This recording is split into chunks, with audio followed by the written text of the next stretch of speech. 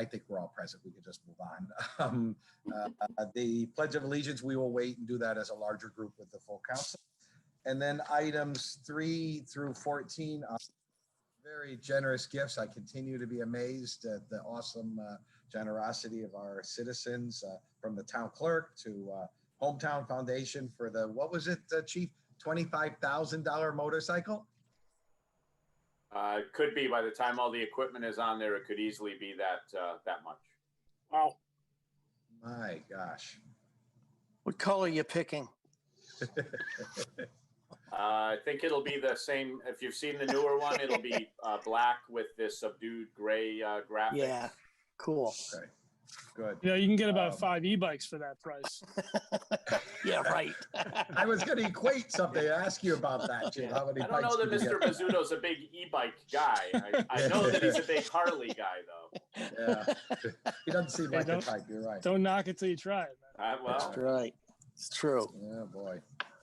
All right. So if we've looked over the gifts, do we have any questions on any of them, or are we ready to move those? I think they're wonderful gifts. I'll be happy to move them. All right. Yeah, Would you like second. to second that? Great. Sure. And again, no discussion on any of them. I think they're, like we said, generous and very good. So, all right. All those in favor signify by saying aye. Aye. Aye. Unanimously, I heard 3 ayes. All right, item 15 is discussion and action regarding parks and field use fee changes. We had a little bit of a discussion last month at budget, and then the whole council discussion. We've had a month to ruminate over it and think about it. And quite frankly, I think it's reasonable, and I'm in favor of it. I don't know if anybody else has any other questions. Jim or Tim, do you guys have other issues or questions regarding that? I think it's timely. He needs to do it. Is John here or no? He's scheduled to be here for the 7 o'clock, although I could easily text him Okay. now if you want him here for budget. I don't. I had a quick question on it, but maybe you guys can answer. Yeah, for well, me. let me just text him real quick now and see if he can Okay. jump on quickly. And we can move maybe to the next one if we don't after, or we could come back to this one. Well, what's your I mean, question? if Dave, What's the yeah, question? Yeah, Dave, what's the Dave question? and Tim might be able to answer the question. So part of the part of what he was asking about was obviously we want to increase the fees for the use of the fields, but he also had in there, it seemed like wanted to charge something for covering a maintainer for some of the work that's done for the fields before teams go to use them. But I didn't see anything additional in there for that. Is the additional field use fee covering what he's talking about there? Sean, is that your interpretation that that will cover the expenses, but it's not going to be a separate fund? At this point, right. So for the fee changes, what we're proposing now is just the fee change. You may see, and again, it remains to be seen, the next 2 months, I'll be finalizing my proposed budget. I think anything with respect to a special fund, I want to make sure I've vetted it. I know I've talked to Jim Jascott here a couple times about it. We want to make sure if we go that route for sort of the accounting, if you will, of how we might circulate some of the money, I would come back to you at budget time with that proposal. So, But didn't you now, in we're fact also proposing- thought it would be better in the general fund? Just going to the general fund, it's just easier. Is it not? I think it could, there's a couple different ways to do it, and especially because I think the maintainer is currently funded out of the public works budget, although the revenue for this would come in through the Park and Rec. recreation budget. It might speak to, there's some rationale to the special revenue fund proposal with respect to, trying to have them with a little more of a business mindset to sort of to keep funds coming through for the programming and tie it directly to what those user groups are funding, so to speak. So again, I mean, I could certainly let John speak to it a little more. It's something he's very familiar with, that he has done before in his prior town that worked very well. So again, I want to give him a chance to kind of vet it through his pitch to me, and then if I agree to it, I would propose it on as part of the 2022 budget. So what we're talking about tonight is really just the increasing of the field use fee. Right. At this point, Just that right, part of it. just that part, it would be additional revenue just to the general fund at this point. Yeah, yeah. Should we change that in the future? That remains to be seen. So maybe that's an easier way to answer that. Okay. But I think to Jim's point, John did talk about that potentially really offsetting some of those costs, actually addressing some of those Oh, expenses. absolutely. Yeah. I Right. mean, sure. I mean, Right. whether it's in a special revenue fund or not, I think this is what we touched on last time. It's offsetting the cost. If it comes in a general fund and we're funding it out of general fund, great.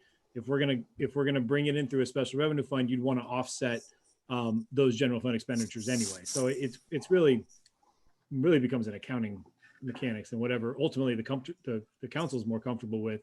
There's advantages and disadvantages to seeing it both ways. One, to break it out and isolate it, but another just to have everything in the general fund. So they're both perfectly reasonable.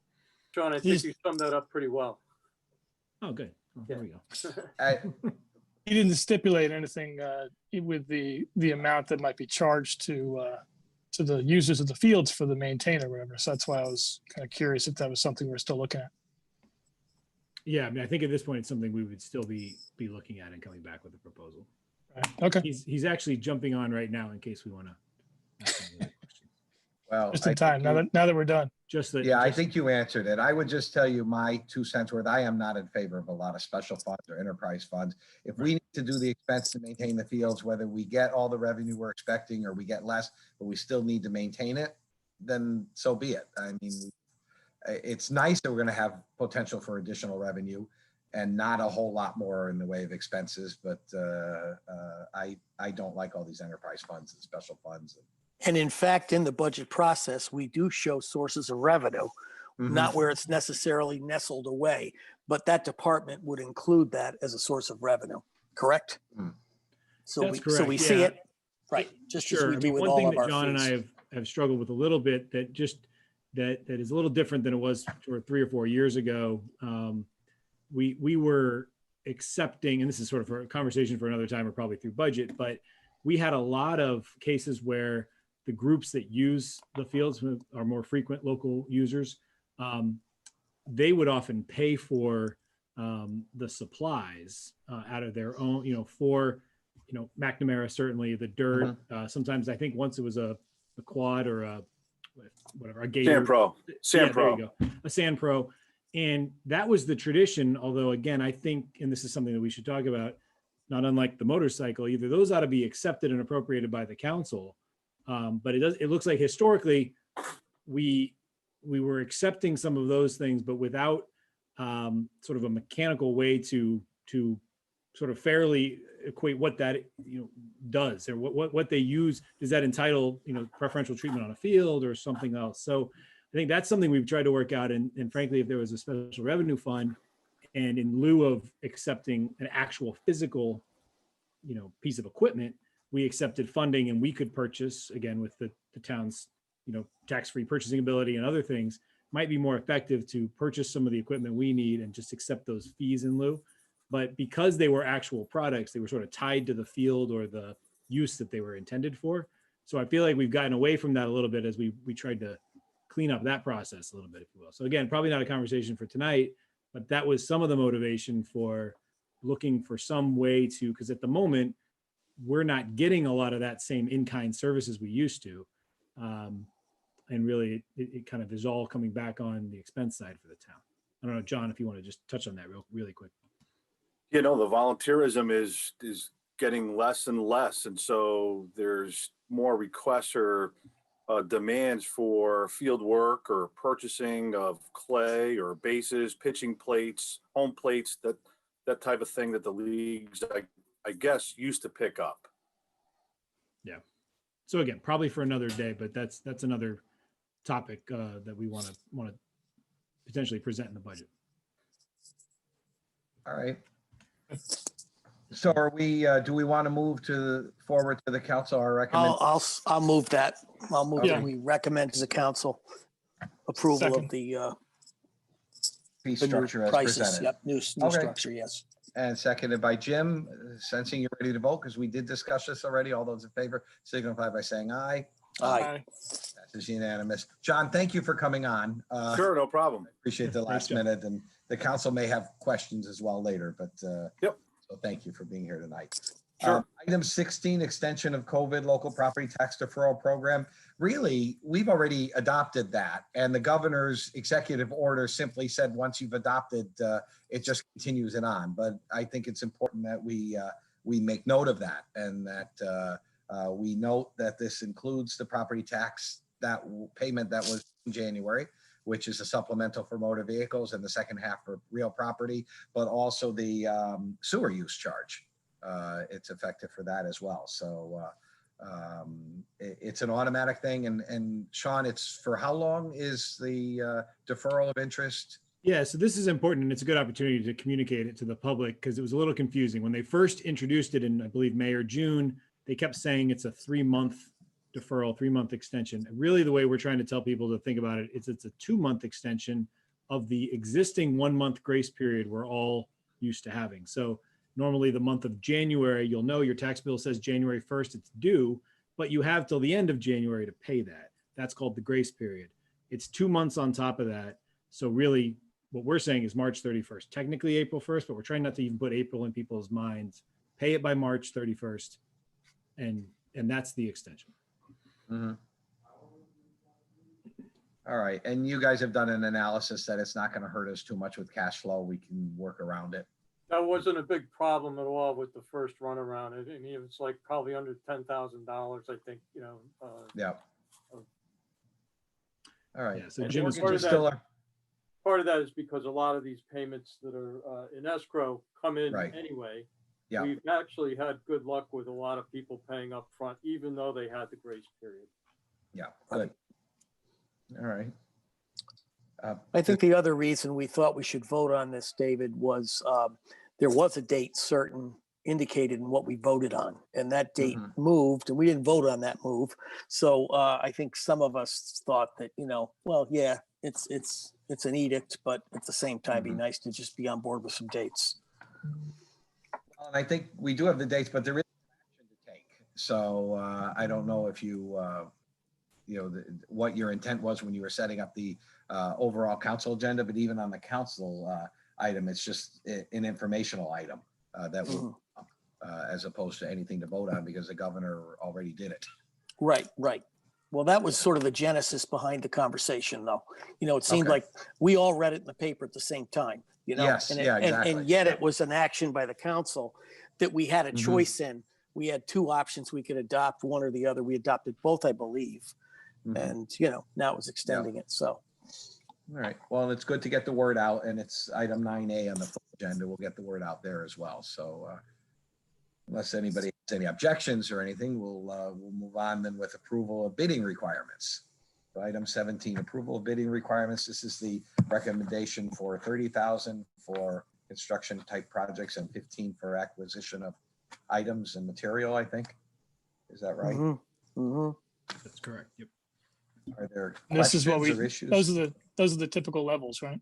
Yeah, this is no change from last year. Last year we did increase it, I believe, from at the time 12 and a half. Yeah, it was- 14,000 and 28,000. Yeah. And so this time it's 15 and 30 as it was last year. And we felt at this point feasible to just keep it the same. So, but by charter, it's an annual approval in January. And the specified list didn't change either of vendors we could go to without a bid. That listed in the motion is still the same, unchanged. Correct. Yeah, the ones that are submitted, I believe, right, Arnett, there were no additional. I think the ones that were added last year are those Yeah. prior year. So no, there were no additional added this year. Right. Okay, I'll move that. Second. Second. All right. All those in favor signify by saying aye. Aye. Passes unanimously. We'll move on to discussion and possible approval of income levels for the 2020 local elderly tax credit program. This is annual updates of numbers to correspond with some other programs that the state has as well, and moves from about $300 or so, about 1.5% or so increase in the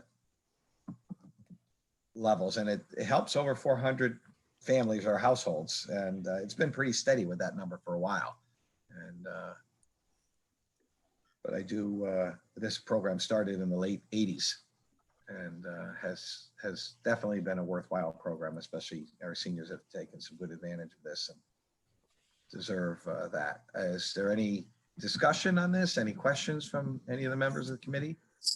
Only it You- comes up occasionally. We ask about Well, how many people actually do avail themselves? Jim, do you have any updates from last year on that? Maybe you provided in the packet and I just overlooked it.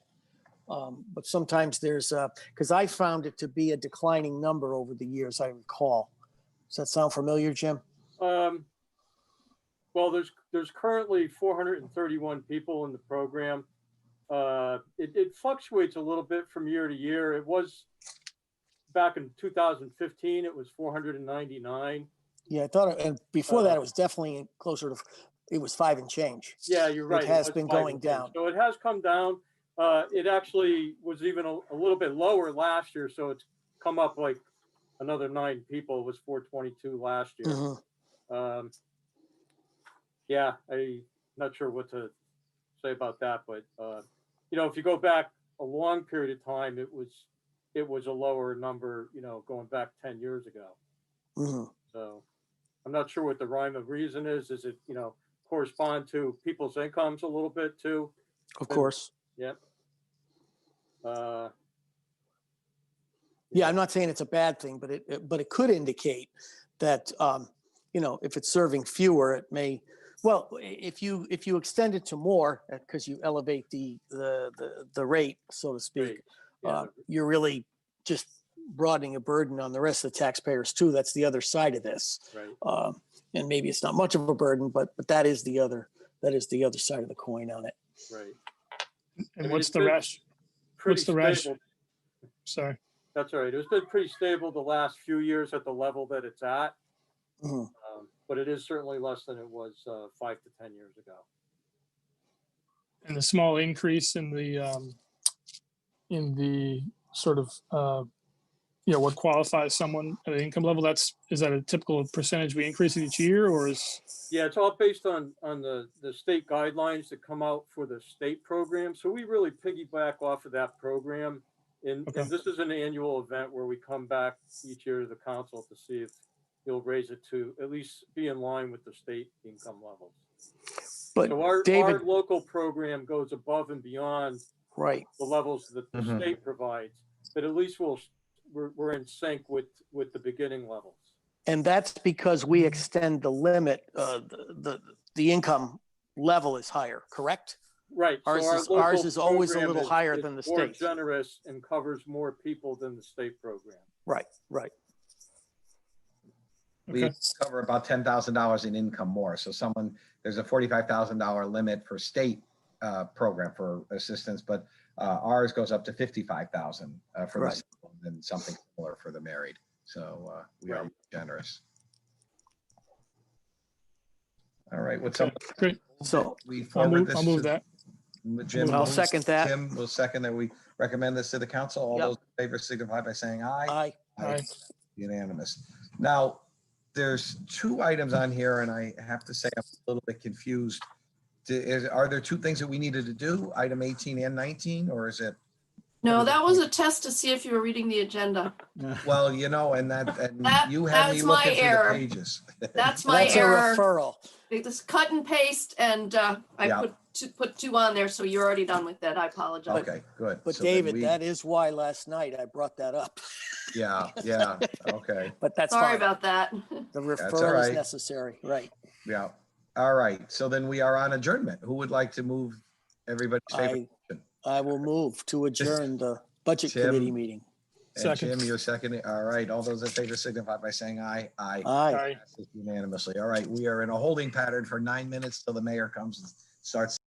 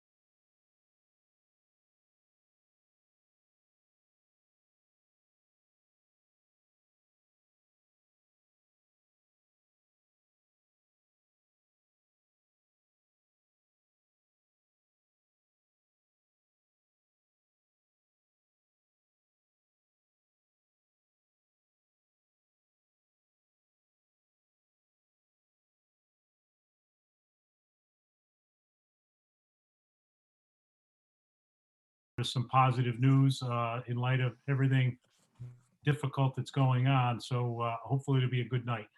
And with that, I'd like to call this town council meeting to order, 7 p.m. Tuesday, January 12th, 2021. Ms. Talbot, roll call, please.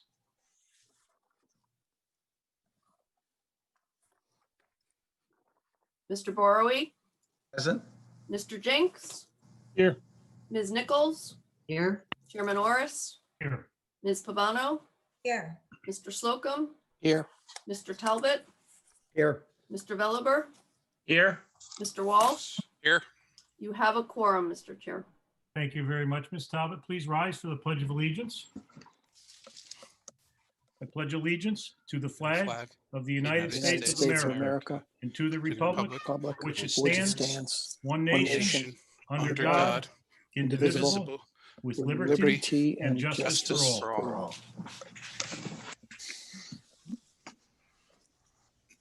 all. Okay, once again, thank you all for being here. The first item on our agenda is items for executive session. We're going to move this to the back of our public communications. We have a lot of items to get through, and I don't want to have everybody wait.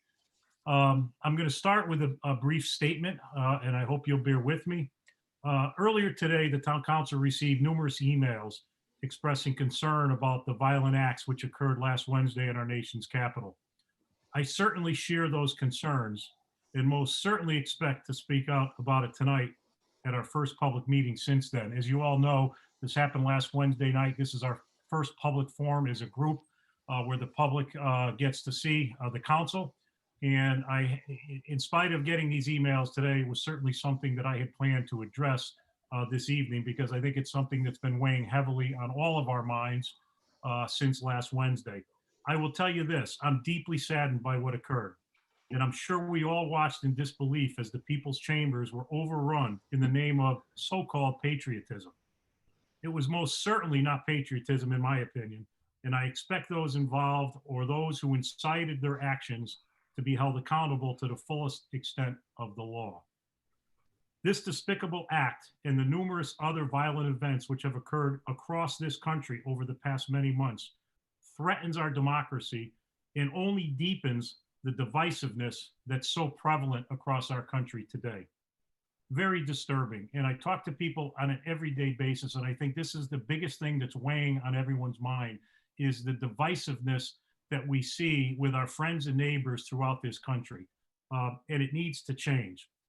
Many have strong differences of opinion on important issues, and we should always encourage vigorous and spirited debate, as that is the foundation of our democracy. We must, however, never condone personal attacks or violence for any reason, especially to advance one's personal or political agenda.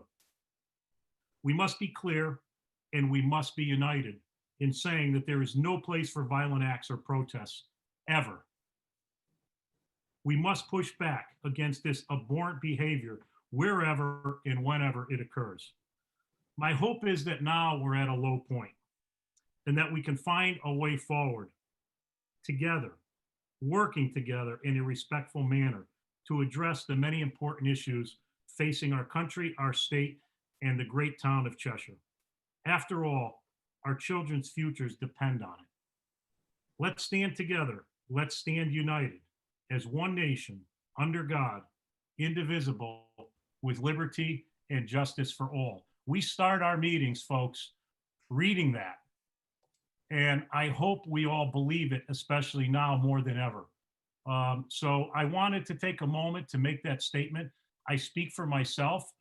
As you all know, we are a bit of a unique kind of a government here in Cheshire. We have 9 council members and we all govern equally. I do have some privileges as council chair, but I have no more than 1 vote than any other council member. And I did take a little liberty to make this statement tonight because I think it's critically important that the public hears from me as the council chair as to how I personally feel. I certainly give this opportunity or any opportunity tonight for any member of the council to speak on this issue.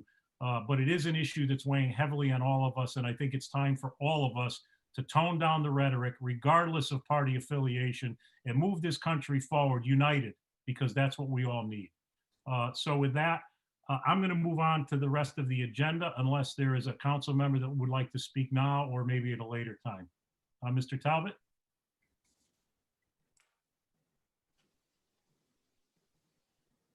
As soon as I can figure out how to get off mute there. Thank you, Mr. Chair. I guess as the unnamed majority leader or minority leader for the two of us, I would like to make a quick statement before we proceeded, and I appreciate the opportunity to do so. First, I want to thank the residents that we've heard from, who have voiced their outrage over the events that took place last Wednesday in our nation's capital. I can assure you that there is not an individual on this council that condones what happened. But I offer you this as my perspective as to why it happened. As shocking and sickening as it was to watch those scenes, it was sadly not surprising. The individuals that perpetrated this act of domestic terrorism had been incited by lies that flowed from the White House for nearly 2 months, convincing them that the election had been rigged and stolen. Despite a lack of any evidence and losing over 60 court challenges, the White House persisted in their lies, whipping these supporters into the frenzy that culminated in the horrific act of violence that took place at the Capitol. These people should not be called Americans, and they are certainly not patriots. Americans and patriots don't storm the monument of democracy dressed in riot gear, carrying weapons, spears, and zip ties. Let's call them what they are: a deranged, delusional mob carrying out the will of their master. It is my hope and prayer that starting next week, starting today, we can begin a return to national civility. And I thank you for the opportunity, Mr. Chair. You're very welcome, Mr. Talbot, and thank you for your comments. I know they were heartfelt. Any other members of the council at this time? And certainly, you know, anytime in the agenda, feel free if you'd like to make a statement. Oh, Ms. Pavano.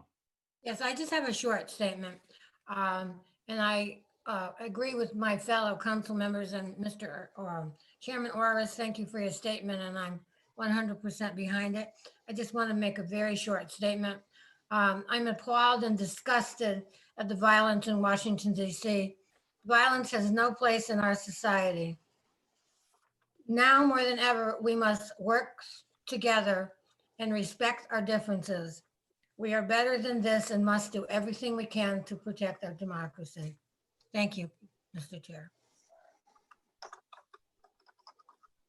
Thank you very much, Ms. Pavano. Appreciate your comments. Any other comments or statements from council members? Okay, seeing none, we'll move on to hopefully some of the lighter and more fun portions of our meeting. The one good thing about our local government is we do get to have some fun items to address on a regular basis. And we're going to move on to the first item of public communications, which is recognition of fire prevention poster contest winners. And it's my understanding that both of our winners are here. 4th grade Olivia Maturo from Highland School. Olivia, if you don't mind waving so we can see you. There she is right in the center. Thank you very much and congratulations. And 5th grader Natalia Pepe from St. Bridget School. Natalia, if you don't mind waving. Thank you both for being here tonight. We're also here, I think Chief Don Youngquist is here as well. Chief, are you here somewhere? Yes, I am. Oh, there you are, Chief. Sorry, we got so many people, it's hard to follow. Thank you for being here as well. I know this is something that's very close to you, and you've done this for a number of years, kind of spearheading this. And, you know, this promotion of fire safety is so important. And I really commend both you students for working so hard. We have copies of what you did. I think they're both phenomenal. You both deserve the accolades and the awards that you're getting tonight. So I want to thank you for your participation. I want to congratulate you for winning. And I want to let you know how important your role in this community is. You are our future. And I've said this many, many times in many council meetings when we have youth like yourself here. And I see Mr. Veliber's got his daughter with him. That's great. She's also here to participate. You are our future. And I'm so happy to see you take an active role in what's going on in our community. So congratulations and thank you. And with that, I guess I'll turn it over to Chief Youngquist.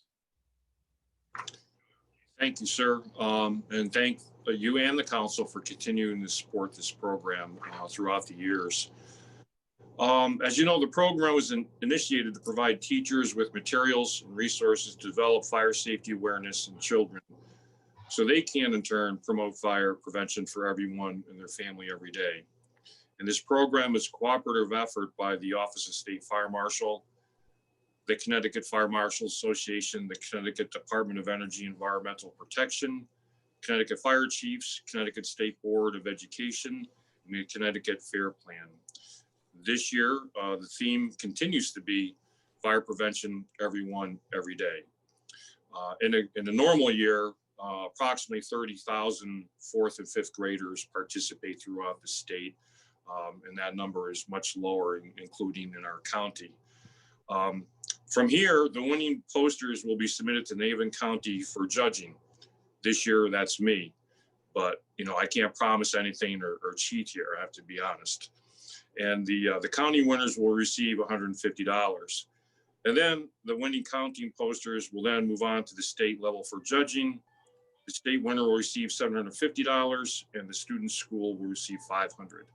And locally, the Cheshire winners will receive a $200 gift card and a ride to school in a fire truck. And we'll have to make arrangements for both of those somehow in the near future. And I want to thank Olivia and Natalia for participating in their artwork, as well as meeting the theme was very outstanding.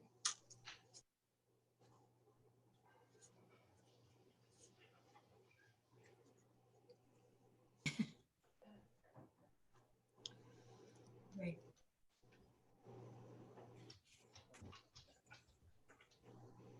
Don, Chief, Chairman Orris, Yes, absolutely. may I show the winning posters briefly? Yeah, they were up for a minute, but you certainly can show them again. We have this one. Beautiful. And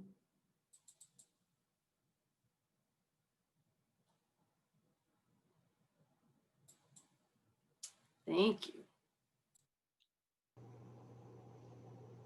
Good job.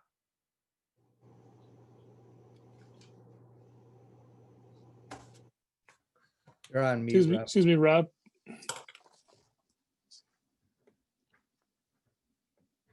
Oh, my apologies. I was muted. I want to thank both of you for participating in this once again. It's a really important cause. Your work was outstanding, and thank you, Arnett, for showing it so the public that are watching can see it. Mr. Jinks, I saw you raising your hand. My apologies. I was muted. Would you like to make a statement? Yeah, I was actually muted for a second too, so that's perfect. Okay. I was wondering if the posters were posted anywhere in town right now. People can go see them. Presently not. No. Throughout the years, they occasionally end up in town hall in the entryway. We could make them available again. All the participants, as well as the two. I usually make copies of the two, and so they can move on. Okay, great. Thank you, Chief. Thank you, Mr. Jinks. Any other questions or comments from the council? Girls, once again, thank you so much for being here tonight. You are certainly more than welcome to stay if you'd like to see more about how our government works. And we certainly would appreciate any constructive criticism that you might have for us tonight. We do struggle a bit with this Zoom, and I'm sure you're probably more adept to it than we are. I can tell you, I personally am struggling with Zoom. I much prefer in-person meetings, as many of us do. Probably because of my age, I'm struggling much more with trying to be effective in this format, but we'll do the best we can. And hopefully we won't let you down as we go further on in the meeting. With that, we're going to move on to another positive topic, which is 4B, which is recognition of our 2020 Connie Wallace Employee of the Year recipient, Fire Chief Jack Kasner. Chief, I know you're here for a number of reasons tonight. I want to congratulate you on this very prestigious award, in my opinion. It's an award that's selected by your peers, and to me, that's what's most notable about it. If you can get the support and respect and honor of your peers, you're obviously doing something. You've served this community with great distinction for many, many years, 16 plus years probably as fire chief, Jack, and probably long before that as well.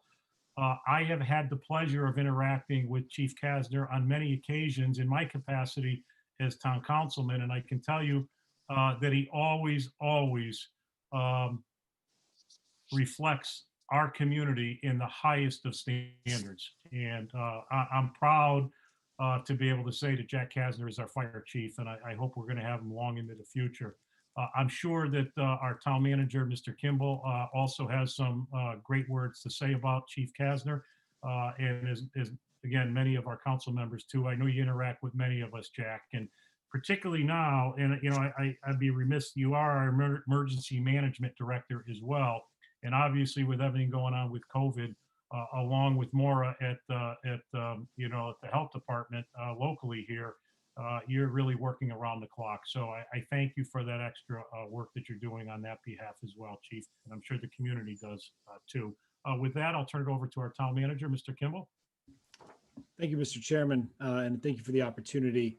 As you said, you know, the Connie Wallace Award is an annual award as nominated and voted on by the fellow town employees. So it really is a great honor and a great reflection on Jack that he was selected and elected to the prestigious Employee of the Year award this year.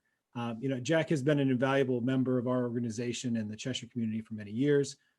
He has served as fire chief since 1996 and is our first full-time paid chief in department history since 2004. In normal years, as you suggested, Jack has his hands full serving not only as the leader of the Cheshire Fire Department, but as our emergency management director for the town. And this year, he's provided a steady guiding hand through this nearly year-long emergency we've experienced with COVID in response to the global pandemic, including coordinating communications, procuring supplies, and maintaining focus and overall control on the ever-evolving situation. We also experienced a few more traditional emergencies last year, including the week-long storm damage and power outages associated with the tropical storm Isaias. Jack is incredibly involved and responsive to all events and situations in town. He never fails to keep me regularly informed, day or night, which my wife doesn't appreciate in the middle of the night, but I certainly do, and with great professionalism and commitment. So Jack always keeps the safety and well-being of the Cheshire community first and foremost in his mind, and I'm very grateful to have him as a key member of our leadership team. So congratulations to Jack on behalf of the town.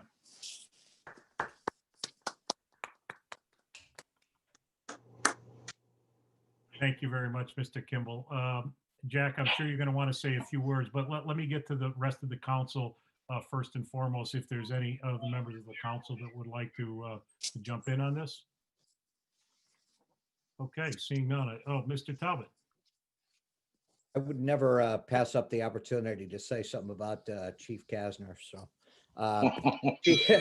keep it real short, Chief. Congratulations. Certainly, you know, this was an incredibly difficult year for you for a lot of reasons, and I don't think there was anybody that put more effort than you and at least on my screen, the woman that's 2 doors down to the left, and Maura Esposito. So you know, you guys got the brunt of the pandemic, and we certainly appreciate all your efforts. And Chief, you certainly embody the reason why we have this award, and we're proud to have you here.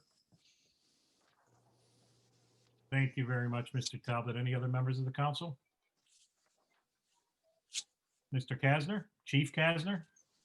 Oh, thank you, Mr. Chairman, and thank everybody. I think you both nailed it when you said when you're nominated by your peers, that's about as good as it gets. So I'm flattered and humbled to be honored like this. Not anything that I look for. I'm usually the behind the scenes guy. But I would say that I couldn't even really take full credit for it. I think we've got one of the best management teams in the state, bar none, from health to human services to public works and finance. I mean, we work so cohesively as a team that I don't know that the public understands that doesn't happen everywhere. And with the support of the council, we really do function as a team, all chasing the same mission. So, thank you all for your comments. I appreciate it. And I'm planning on being here for quite a few more years. So I'm not going anywhere just yet. Thank you.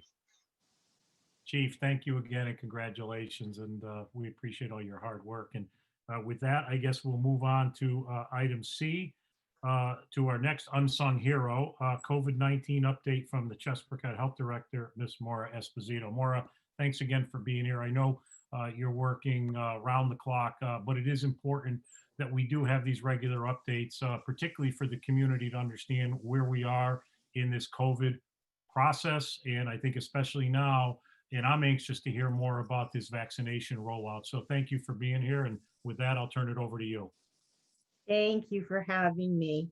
And it's really great that I can be here to not only talk to all of you, but to get my message out to hopefully those people that are watching. Because last time I was here, my son peeked in and everybody commented. So I know a lot of people do watch this. So I'm giving you some statistics first. Cheshire currently by the state website has 1,297 cases. We've had 35 total deaths. Whoops. We've had over almost 15,000 people in our community who have gone for a test. Of those, only 8% tested positive. Very close to the numbers that I report to you. There's always going to be some discrepancy, excuse me, but they're pretty darn close. Overall, right now, the New Haven County, 294 people are currently hospitalized. Two major things that are happening in our office, as you know, contact tracing is continuing. We are still interviewing as best as we can, but the cases are really coming at us too fast for us to catch them. So a lot of them go up to the state. But of those people that we are interviewing, we have been finding, just like in the past, many of these cases are due to large gatherings. So my message still remains the same. Wearing your mask, trying to limit those, washing your hands, staying your distance. The first week of January, we're starting to see the numbers go up a little bit because these are the people that are testing positive after the Christmas holiday. We did see an increase overall of the younger population this time. And again, we think that's associated with the fact that these younger kids were at these gatherings. We had this week 7 in Cheshire. These are Cheshire numbers. 7 positives in the age range 6 to 12, 7 positives in the age range 13 to 19, 20 20-year-olds, 12 30-year-olds, 22 40-year-olds, 31 people in their 50s, 12 in their 60s, 2 in their 70s, and 9 in their 80s. We did have an increase in the 80s, and that is really more associated with the fact that we did have 2 small outbreaks at Elam Park in the independent section. And that is attributed to gatherings. So they've been trying to really curtail those. Currently, we are having an outbreak at the Cheshire Rehab. We were notified of it last week, and I got the DPH to get in what's called their response team in right away. And they did have some, basically said that they were doing the best they can. The hard thing with this virus is that once it spreads like fire. We did get a request from them today. We delivered them lots more PPE. They were requesting face shields and more N95 masks. So we did deliver some of those that we have in our spare supply. The other really great thing that's going on is our vaccine clinics. And again, this is coming out. These vaccine clinics are being managed by the local health department through a system called VAMS, Vaccine Administration Management System. This is a software program directly linked to CDC. Our clinics are put up based upon the vaccines that we receive. So every Monday, we put in an order for the following week. So far, did I skip a page? Excuse me, yes. Oh, sorry, jumped a page there. So currently, you all know that we have our vaccine set up, thank you to the town of Cheshire, at the Cheshire Community Pool. And it's been a great setup, very convenient. I think that everyone who utilizes the pool has been very interested in figuring out what the setup over on the corner is. And it is us giving out vaccines. Currently, right now, I have 206 MRC volunteers who are operating these clinics. 127 of those 200 are Cheshire residents. These clinics are primarily being run by MRC volunteers. Chesbrough just doesn't have the staffing to do this, so I cannot say enough about these volunteers. And these are medical and non-medical. These are nurses, dentists, everybody from every walk of life, retired, not retired. So I just can't say enough about them. So currently we've held 2 clinics. Last Saturday, January 2nd, we are currently in phase 1A, and we vaccinated 95 people during that time. Last Wednesday, January 6th, again, we are still in phase 1A, and we vaccinated 90 people through that clinic. Those people that were at the Saturday will be coming back for another clinic we are having on the 30th, and the January 6th people will be coming back on February 3rd for their second shot. During that time, Cheshire Fire originally we had planned that we thought there was about 52 volunteers. 70 had asked to get the shot, 61 had received the vaccination. Of Cheshire Police, we had planned about 59. We found out only 29 wanted the vaccine and 21 did get it. We are currently still, if Neil or Jack says, hey, there's another person that wants it, because that's what we're seeing, we're getting up there so that they can go get a vaccination with us. On the 28th, I put in an order for vaccines and I received 0. So we kind of went without a week without vaccines. Last week we put in a large order and we only received 100. So tomorrow we are still on phase 1A, and we are slowly doing a slow roll into 1B, and I'll talk about those. My personal opinion is that most of these vaccines are being shipped to the hospitals and to the pharmacists.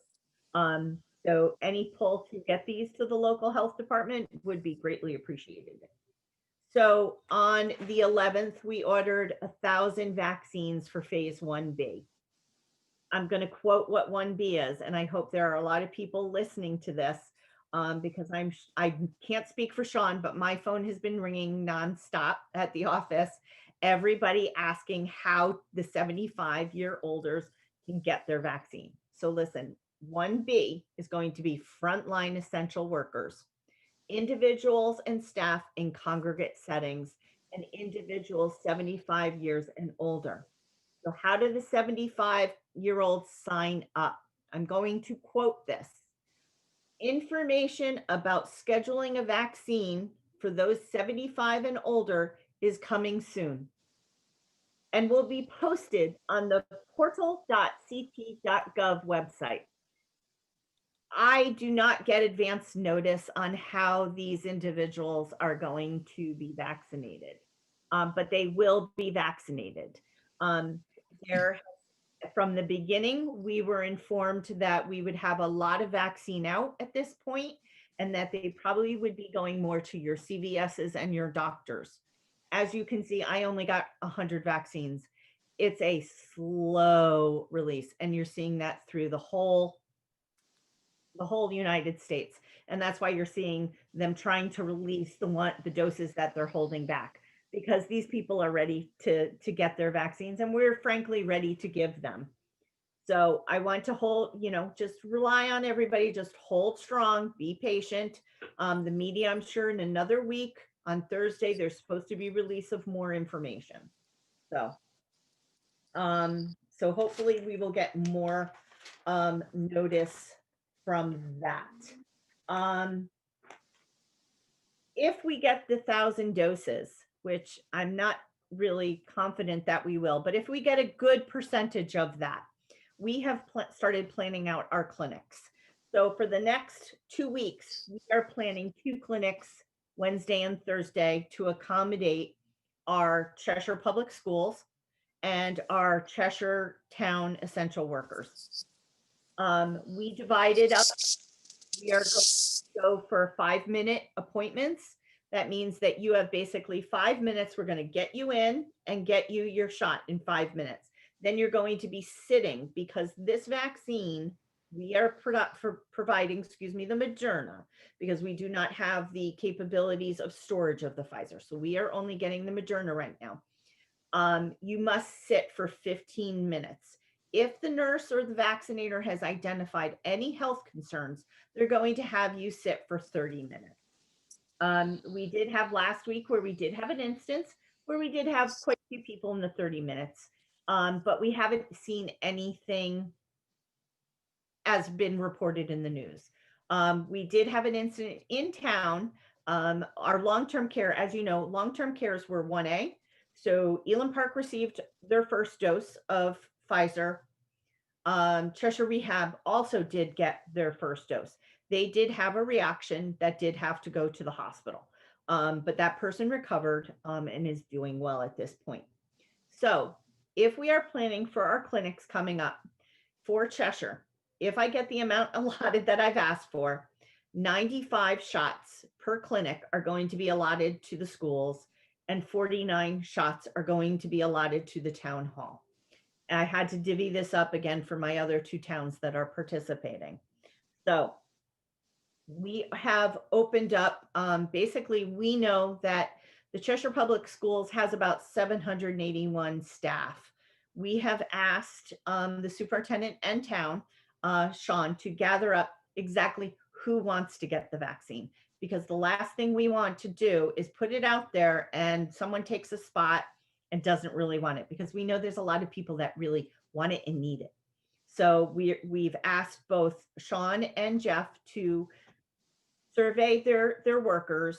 And so we will be giving out Cheshire Public Schools right now. If we do the 4 doses, they will have 380 doses. The town will have 196, which is well above what they had requested. So there's a lot of questions going on about this with the town and what's going on. So on Friday, I'm holding a question and answer, help guide everybody, because it's kind of exciting. I will tell you, if you've been at, and I know several of you did, I invited you, or Sean invited you to our clinic. It's exciting. It's a sign of relief. The end of the tunnel is in sight. People are getting vaccines. I know I received my second one today. It just finally feels like there's some light at that end of that tunnel. So I didn't know if anybody had any specific questions, or I've kind of thrown a lot at you. Maura, thank you. You have thrown a lot at us, but I think it's very necessary. So thank you. I think the public is certainly anxious to get as much good information as they can, because we're hearing it from so many different directions. And I think the best place we can get it is directly from you. So thank you for that. With this, I'll open it up to questions or comments in the council. I see Mr. Walsh raising his hand. Thank you. Thank you, Maura. 2 questions. First question, when you get a dose of the Moderna, do you automatically get 2 doses and store the other one so that you're guaranteed that when they come back for the second one, you will have it? So no, we only get the first dose. they have always said that the second dose was going to be guaranteed. So it's being held back at the company that's making them, okay, in their storage capacity. You're seeing in the news now, they want those released. Right. They can, fill it from the back. At least what they're saying is, if we can get everybody at least one shot, you're a little bit more protected.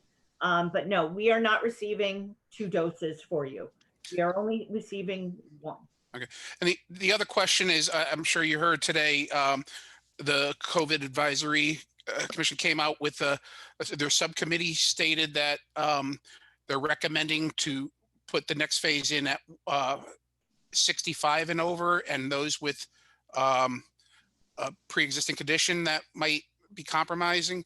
Have you heard anything about that? Because from what I heard, the national government actually has said to start unloading everything they have, and they want to lower the age and to give it to people who have one of the 12, I guess, issues that they might need it for. So what we've learned is that the state of Connecticut Vaccine Advisory Committee is going to be meeting on the 14th. So that's what we're going to wait for their advice. Okay, so they might not decide until then anyway. So, okay. Thank you very much. Appreciate it. Thank you, Mr. Walsh. Other questions or comments? Ms. Pavano? Yes, Amora, can you explain exactly what the side effects have been on people that have any side effects? Well, I will tell you this just from the studies, that some of the side effects vary depending on if you're getting the Pfizer or if you're getting the Moderna. From what I've read, both of them more get side effects, it's more prevalent, but in the second dose. I can tell you from my personal experience that I got the Pfizer, and the next day I was very sore in the arm. That is to be expected. That's your body producing those fight and flight responses. I didn't get anything else. Today I got the second shot. I'm nothing so far. I'll let you know tomorrow. But basically you can expect anything from, just some people get a little maybe tired. That's been reported common, very common. 92% of the people are going to have a sore arm, but it goes away in a day or 2. Most of them get tired. Some of them get a little fever, and that's more common in the second dose. So that's all I've been hearing from people. I'm sure that I'm going to hear when we start seeing those second round people, we're going to hear more. But basically, it hasn't been anything outstanding other than what you would normally get when you bring your child to get vaccines, give them a little bit of Tylenol just to help the soreness and get them over the next day, because that's your body building up that response mechanism. Thank you very much. Thank you, Ms. Pavano. Yes, Mr. Veliver. A quick question for you, Maura, maybe related to what Don asked. On the second dose, right now it's 21 days for Pfizer and 28 days for Moderna, or the other way around? Or No, what happens? You got it correct. Right. What happens if you don't get the second dose? That is either, for example, if you don't get it in that time frame for whatever reason, 28 days comes and goes. They don't have a vaccine for you. I guess eventually I figure you'll get it, but I guess the question would be, let's say if it's a week later or 2 weeks later or 3 weeks later, does that have an impact on the effect of the vaccine? They're saying no right now. They want you to try to get it close to that point, but they give you a wiggle room of a couple of days within that exact 28 days. But we've asked those questions, like, what if someone goes on vacation? Well, you're not supposed to be going away. No, yeah. But anyway, what if they go on vacation or something happens where they got a cold or something, and they need to get it a month later? They are saying, yes, they can still get it then. Okay, thank you. I was just curious. Your first shot, you're still building up the immunity. The second shot is kind of like a booster of that immunity. So But the whole idea is that we really want 2 shots to build you up to be more effective. Thank you, Mr. Veliver. Any other questions or comments? Mr. Slocum? Mr. Chairman.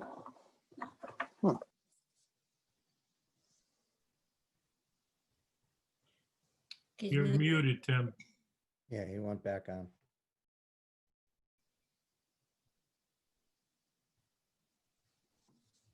Thank you. It's giving me more trouble tonight. Maybe it's because it's such a full house. My question more had to do with some of the stats you gave off as far as what you have administered as the health department. Do you know the numbers for the health care facilities in town, the nursing homes? How many of their numbers are complete? Or are they fully complete or partially complete? I can tell you that both Sean and I were there at Elam Park while they were providing it, and not everybody took the vaccine. Is that what you're asking me? Well, no, I guess my question is just as their effort is underway, that's more added to the numbers being vaccinated and obviously addressing areas of concern. And I wondered if we're at 90%, 50%, or you don't know. Oh, we're both of our both Elam Park and Cheshire Rehab did receive their first doses. Okay. So we're a lot. There was a okay, lot. that's what I presumed, and that's sort of what I had heard in the background. I just wanted to, hear it for all. And then the other question had to do with, do you have any understanding of when, say, CVS and Walgreens and places like that will actually be performing these services? Is that way out, or don't you know for sure? Based upon the fact that they're doing ads, and I have a feeling they're just going to turn the light switch on probably Thursday or Friday. I can't guarantee it, but I'm really gearing that up. And they really, because let's face it, the 75 and older, there is a lot of concern because a lot of this is based upon using the computer and your iPhone and knowing your email address and remembering your passwords. I have trouble at that, and I'm not 75 yet. So, not everyone is very confident in computer skills. So the whole idea is that we were hoping, at least this was the philosophy, we're hoping that a lot more pharmacists, a lot more pharmacists and their own doctors would be able to take the time and walk them through that. And I'll be honest with you, we've talked about it in-house that if I need to sit there and, open up a clinic for these people, I have no problem as long as I have the vaccines. And if we have to set up more tables or, we've started to think outside of the box of how to accommodate these people. One thing I've heard is that they may have people call up 211, which is our info line, and someone might be able to walk them through that. But I think that, the discussion has been there on the challenges and the barriers that we know may happen, because many of these individuals are used to showing up at a giant clinic, filling out a piece of paper and going through. So this whole electronic is going to be challenging. And so we have some great volunteers. I mean, we have a lot of volunteers. And I know they would be the first ones to step up and help people walk them through the system, as well as I know many of the town has wonderful employees that I know would also help if needed. Okay, thank you for that. Thank you, Mr. Slocum. And if I'll just jump in on that while it's fresh in my mind, Maura, obviously you do have a lot of very dedicated volunteers. Maybe we can try to strategize as to how we can work together. I'm certainly happy to be part of it to see if we can get some volunteers into these facilities to help these individuals sign up. Or as you said, using our vaccination location to do it. This council has been very supportive, as you know, particularly with the first couple of phases where we've been getting vaccinations to the Tri-Town group. Wolcott and Prospect, as well as Cheshire, for our frontline providers, and we're happy to do it. I think that's our obligation, and the town council is certainly supporting that effort along with staff. So I want to thank you and Sean and all of our staff. Chief Kasner, you were certainly there as well, to make sure that it went off as best it can at the pool. And I think we have a facility probably that others don't, that make it a good place with air distribution, et cetera, for us to run this clinic. So I believe we as a community have a responsibility to do our part, not only for the Cheshire residents, but to the extent we can help our brethren, anywhere near us. So hopefully, if you have some ideas, I think we're all in. Our goal as a council here is to make sure we can vaccinate as many people as we possibly can, as fast as we possibly can, in a safe manner. And let us know certainly if there's anything more we can be doing to assist you in that regard. So thank you on that. Yes, Ms. Nichols. You're muted as well, Sylvia. I have a question about the efficacy of the vaccine over time. Do we have any expectation as to the length of time this is protective? Will it be required to have another shot next year? Do we know that yet? Maybe that isn't answerable, but how soon are you receiving the benefits of the vaccine, and how long are they going to last? I think, Sylvia, those are really great questions that a lot of people are asking, and me included. But we're only going to be able to get those answers with time. Many of us, as you will find out when you get your shot, you are going to be followed by CDC. They're following you when you get your things every single day. They're asking you questions. And all those people in the initial studies are still being studied, and they will be studied for the next couple of years. And these are a lot of unknowns. I mean, what are the long-term effects? We just don't know yet. So it's going to be a wait and see. I assumed that was what you were going to tell me, but thank you. Yeah. Okay. Thank you, Ms. Nichols. Other questions or comments from members of the council? Seeing none, I just have one other kind of question, Maura. I've been hearing or reading about, a lot of the hospitals are getting probably more vaccines than other places, as you suggested. And it may not just be them, but I'm hearing, that some vaccinations are going to waste, where they just can't get them to the people. Maybe people don't show up and they have extra vaccines and they haven't had people properly registered. And therefore, they just can't divvy them out to, bystanders that happen to be there. I find that very disturbing, because every vaccine counts. And I know we all feel that way. So I'm not looking to be critical, but the reason I bring it up is there something we all can be doing to try to, maybe pressure the state or elsewhere to come up with a system that will work to ensure that if that happens, we have some kind of an on-call list or something that we can do to make sure those vaccinations don't go to waste.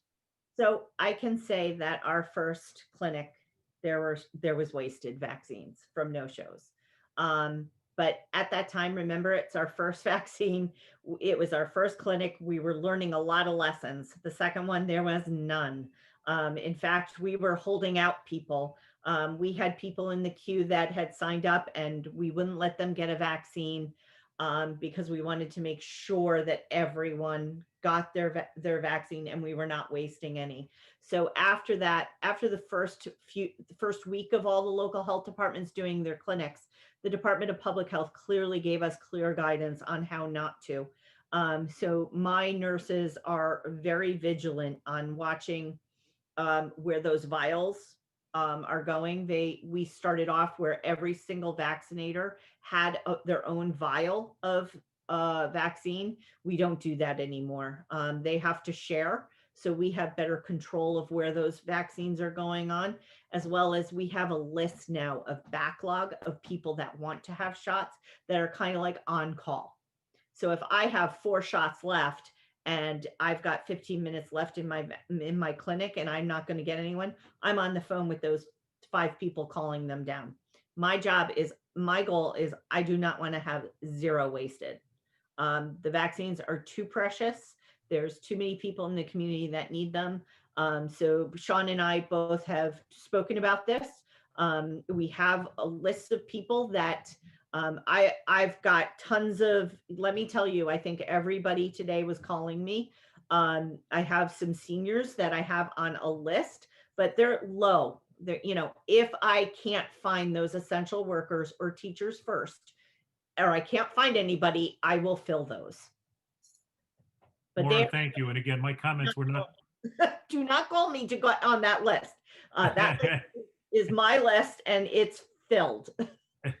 And thank you. My comments were not to be critical of anybody. Obviously, as we're rolling out, we're going to make mistakes along the way. It's really just to ensure we have a process going forward in place to get those vaccines used. And I understand some of the issues, what I'm hearing. I know my wife's a nurse and, she's saying, Rob, there's also safety protocols that have to be maintained. You just can't grab somebody off the street and give them a vaccination, because you need to be concerned about what side effects they have and making sure that you have medical attention available in the event they do have an issue. So I understand all that, but I appreciate your thinking about it and putting something forward that at least will minimize to the extent what we may lose in terms of vaccinations. Thank you. No problem. Any other questions or comments from members of the council for Maura? Seeing none. Maura, thank you again, as always. I know you're crazy busy, but I think this is really important for the public. And obviously, we're here to assist in any way we can. Well, any support you can get to get me my vaccines is appreciated. We The have the squeaky wheel gets the grease, right? we have the wheel, we have the place, we have the people, we just need the vaccines. So thank you, everybody. Have a wonderful night, and we'll see everybody soon. Thank you. Thank you so much, Maura. Appreciate your time. Bye-bye. Okay, with that, we're going to move on Maura. to 4D, which is the Ball and Socket Arts Project status update. And it's my understanding we have Alana Samoji here. Alana, I think you're here. I can't see everybody. I am here. Oh, there you are. Okay, now I see you. Thank you, Alana, for being here. And I hope I'm pronouncing your name correctly. Ilona, but you got the Alona, second okay, one. My apologies, Alona. That's quite all Thank right. you for being here. I don't know if you have any other members of the Ball and Socket Board or people that you work with. I certainly like to thank them for being here. And, we're happy that you agreed to come tonight to give the council and certainly the public an update of what's going on with the Ball and Socket. We're all obviously very vested in seeing that property developed. It's a critical part of our community. I think the council has identified it as a key area for development for the town, not only to create quality economic development, but certainly to provide services and benefits to the town that we can share along into the future. So with that, I'll turn it over to you. And if you'd like to identify anyone else who is here on behalf of your group, that would be great. Thank you. Thank you. Thank you, Mr. Orris. And I really appreciate you making the time to include us on the agenda. I know these meetings are long. I am Ilona Samoji. I'm the president of the organization. And tonight I have two people with me. David Arai is here. He is our project architect. And Ron Bergamo is also here, who is on our board of directors as part of the executive committee. So I have a brief presentation that I would like to share, some images as well, just to give you sort of a bit of background and where we stand and what we're looking towards. I know some of you on the council are new, so I have not had the ability to communicate directly to you about this in the past, but many people here I certainly have met before. So do you all see the slide on the screen? Yes. Yes, great. Okay. So Ball and Socket Arts is a 501c3 organization. We were funded in the fall of 2011 with the sole intention of transforming the Ball and Socket Factory into a multidisciplinary art center. And this photograph is from that time when the building was on the market. At the time, it had been underused, rather poorly maintained, but not entirely abandoned since the Dalton Enterprises had purchased the property in the early 1990s. We presented our plan for the site before the Planning and Zoning Commission in 2014, received approval, and were able to successfully close on the site with the assistance of the DECD, who awarded us a brownfield redevelopment fund to pursue our vision for the site. The site is just over 3 acres of land. There are 6 buildings on it. One will be raised. The rest will remain. It comprises 63,000 square feet of usable space. Ball and Socket Arts is an arts organization. On paper, our purpose is arts presentation, but what we are in practice are developers taking on one of the most difficult types of construction projects, which is a historic industrial conversion with an environmental cleanup component. The plan for the site was to have retail shops and dining establishment whose leases will provide the income that covers a large part of the arts operation. The commercial and cultural aspects would complement one another. Some people might come to shop and discover the art. Others would come for the art and buy some things on their way out. The arts component would have multiple gallery spaces, a performance space seating about 130 people, a learning kitchen, and an expansive arts education wing with classrooms, library, and a hall suitable for dance and movement classes. The plan we have for the site has been met over and over with great enthusiasm, especially by those who have been able to walk through the complex. The buildings have a unique ground plan and spectacular interior spaces that we feel dictated to us how they wanted to be used. West Main Street has the potential to be Cheshire's bustling commercial district. It already has restaurants, a music academy and guitar store, and several shops, all within walkable distance to one another. When this project opens, the neighborhood will truly blossom. Since this project is difficult and expensive, the owner developers, amateurs, meaning me, it has not happened quickly. It simply cannot. Mass MoCA, which is a similar mill to art center conversion in North Adams, Massachusetts, took 17 years of development to open its first building. They had the assistance of an established institution behind them and $50 million in state funding to make it happen. Fortunately, we have had the assistance from the town. We've collaborated with Jerry Sitko, Walter Gankarts, and Dan Bombero on the recent $750,000 municipal grant program from the Office of Brownfield Redevelopment from DECD to address hazardous material abatement. At the recommendation from the town council, we directed a large part of those funds to the exteriors of buildings 2 and 3.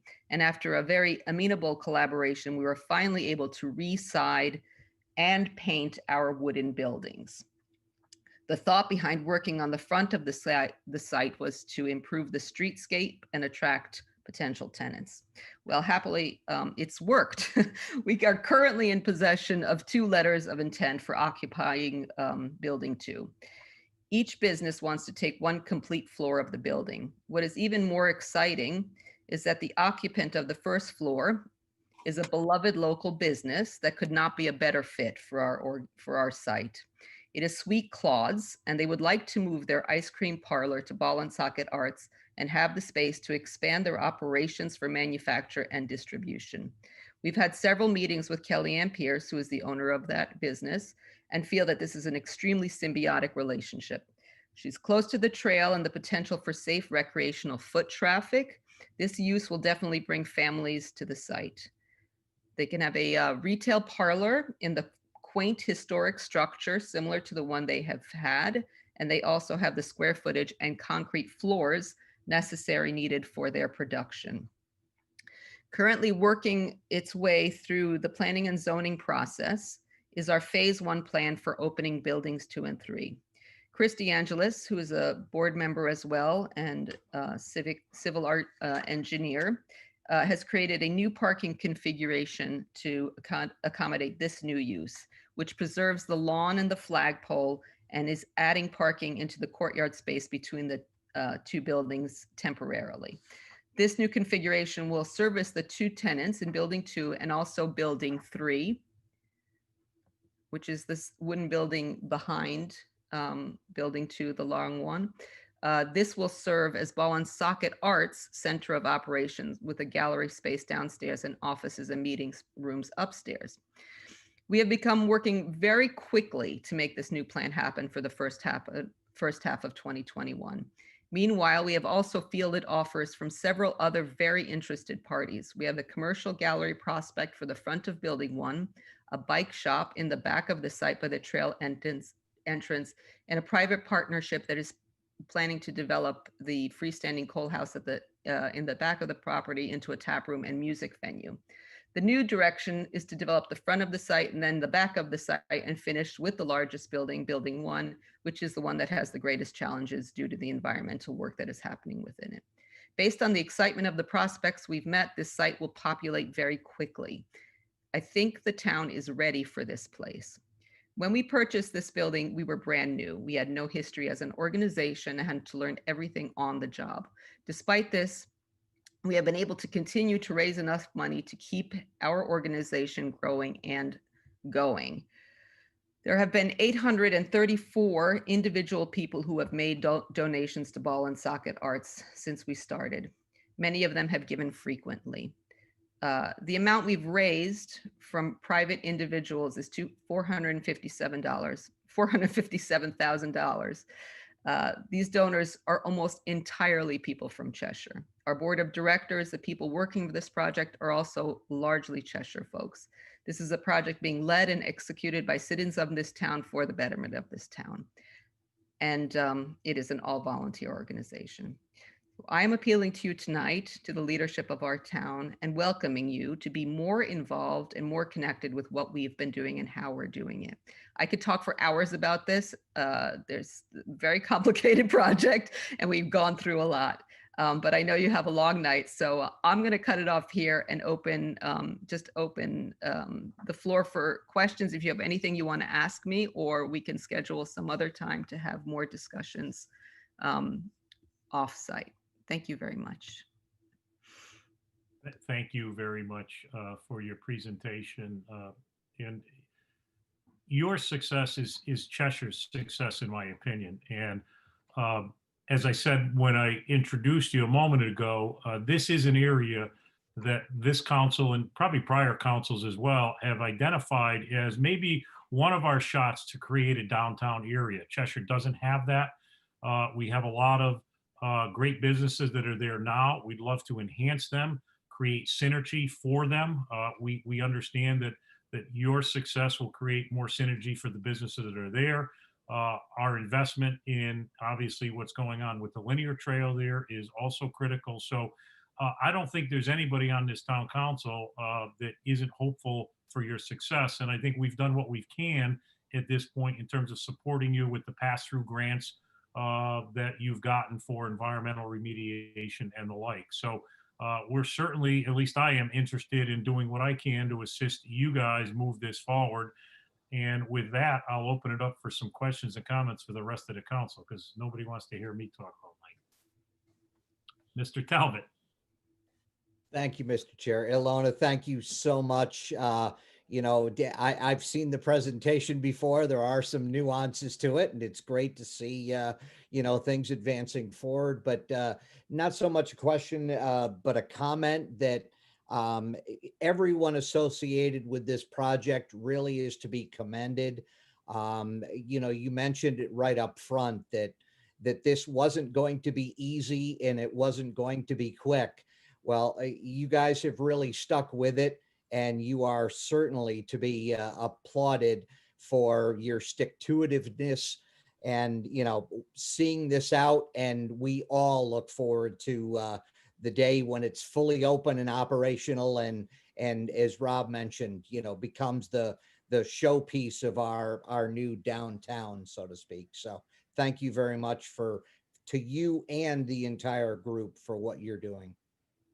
Thank you. Thank you, Mr. Talbot. Mr. Walsh. Thank you, Mr. Chair. Thank you, Ilona, for everything you're doing. I think, as we all know, this will be the showpiece of our town, and I think it's great that we finally can start seeing it moving forward. Quick question: you said you think for the first half of the year, do you perceive that you will have tenants by June in Building 2? I think. Or do you think it's going to be later in the year? Ron, do you want to answer that? Yeah. Hey, Don. I think right now what we're in the midst of is we have to get our planning and zoning finished. We have to get through the building permit department. All those do take a little bit of time. Expediency would be supported, I'm sure. But once we get past those features and approvals, We already have quotes for construction. We already have action items that we can accomplish. And right now we're working on trying to wrap up some funding, which in a site like this is not a traditional banking opportunity. So we're entertaining a number of private funding resources and some other creative resources through some institutions that we might be able to accomplish phase one, get our tenants in there this summer. That's the goal. We're still hopeful that that's going to be the case. Some of that will depend on the timelines that we end up with for our approvals from other departments in the town, and the likelihood that we can get our financing wrapped up by March. That's kind of where that needs to go. Thank you. I could just see this being perfect, and it's nice to hear a business like Sweet Claude's looking to move into there. I think, it's a perfect location for very small businesses to come in there, and I think they can do very well once you bring in other businesses there. So thank you very much. Thank you, Mr. Walsh. Other questions or comments from members of the council? Mr. Jinks? You're muted, Jim. Jim, you're still muted. Sorry about that. Rookie mistake. Thank you, Ilona, for being here tonight, and congratulations on getting this far with the project. Are you guys? This would be a good opportunity to talk about any events and things you guys may be having over the summer. I don't know if you're planning anything, but maybe if there is anything going on, now would be a great time to let us know what might be coming up. We'd love to do events. We are currently not permitted to have events due to our insurance coverage. Okay. It's very difficult to get insurance on sites such as ours because it's still considered an abandoned property. Even so, the insurance costs are very onerous. So currently we're stuck. We tried this past summer. We had some lovely events, socially distanced events on the lawn that people were sort of very hungry for. We had some Friday night concerts that Corey Nash organized. And then we were sort of told, like, can't do it. So we stopped. But this is something that we would like to reverse. We will have to move into a construction phase in order to have events at the site moving forward. Ilona, you should probably also mention that we will do Evening in White this summer. That's true. Thank you, David. And I don't know if you all know about Evening in White. I certainly know some of you have, but it's been a wonderful fundraising event that we started 3 years ago. We had a very successful public launch and held it behind the Historical Society in our second year. And then, of course, we had COVID hit. But the idea behind Evening in White is that there's a surprise location. So people sign up for Evening in White, but they don't know exactly where it is. But it will be somewhere in Cheshire. And it's proven to be a lovely alfresco dining event. Everyone is asked to wear white. So we had a virtual one this past summer because we were all sprung with the realities of the pandemic. Hopefully by next summer, we'll be beyond that and get all those vaccines out. So it'll be sometime in the summer. So that will happen, Jim. Hi, Great. Sylvia. Thank you. Thank you, Mr. Jinks. Yes, Ms. Nichols. Okay. Ilona, I've had such fun working with you guys with those Evening in Whites, and the enthusiasm of the people who come is magnificent, and what a good time. So I hope you can pull it off in person next summer. And I urge everybody at this council table to come because it's a fun evening. But I'm blown away by your perseverance to get this through. This is a huge project, and I'm really happy to see that the majority of the people are volunteers from our town, and there is such a local understanding of how important this particular piece of property can be and will be and is now even. So I commend you and all of you who work so hard at it. David, I had a little tour once at one point with you, and Ron, your house was the staging place for Evening in White last year. And so there are a lot of people that are heavily involved. Keep up the good work. I can't wait to see it when it's begun to be populated. So we will continue to sing your praises. Thank you. Thank you, Ms. Nichols. Other questions or comments from members of the council? Seeing none, I will add that I did have the opportunity at, I had actually gotten a call from Corey Nash, and he had asked if I would swing over and take a recent look. I had been there in the past with Patty Flynn Harris, who I know is also actively involved, but I hadn't seen the facility in a long time. So I think I was glad that Corey called. I was able to get out there. Obviously, it was just the two of us walking through the facility, but you're correct. There are extraordinary pieces of this complex that I'm glad you guys are working towards using. You know, there's a lot of history in some of these buildings, and I think it's important to preserve where and when you can. So I commend you for that. I would certainly suggest, obviously, using COVID appropriate, you know, meetings, that if the council, and I know Corey had offered this, and correct me if I'm wrong, but if any council member wanted to have a tour like I did, certainly, you know, reach out, and I'm sure they can accommodate that. I think the more we're all up to speed, the more we can be ambassadors for this project.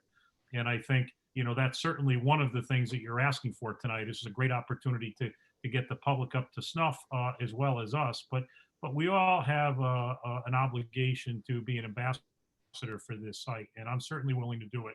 And I know the balance of the council will as well. So, you know, let us know what we can do to help. We're going to continue to support where and when we can.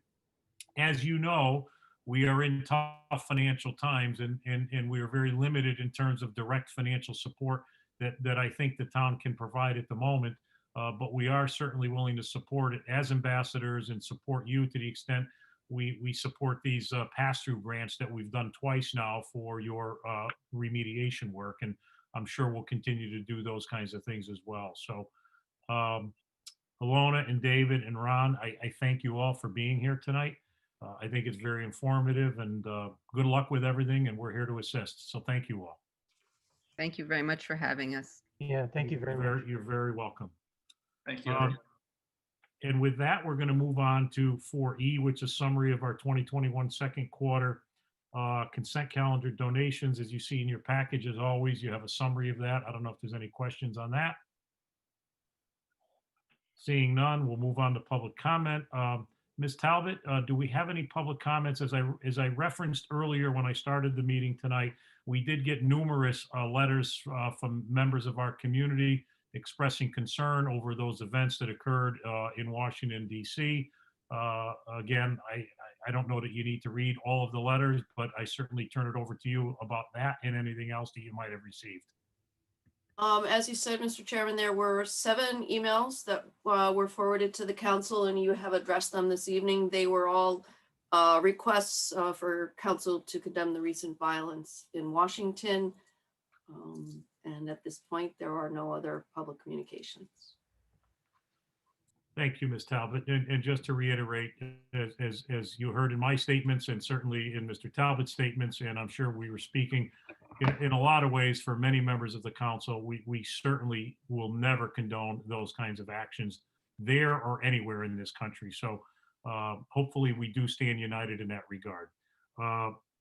At this point, we're going to go back to item 3, which is items for executive session. There are a couple of hopefully quick items that we're going to address in executive session so that we can advance through resolution later on in the meeting. So for those that are going to stay for the rest of the meeting, hopefully our executive session will be short, and we'll be right back with you. But I'd like to have a motion to go into executive session to discuss labor negotiations as well as litigation, to include our town manager, assistant town manager, our town attorney. I know we have a number of other staff, our director of personnel. Sean, is there anybody that you want to add to the list?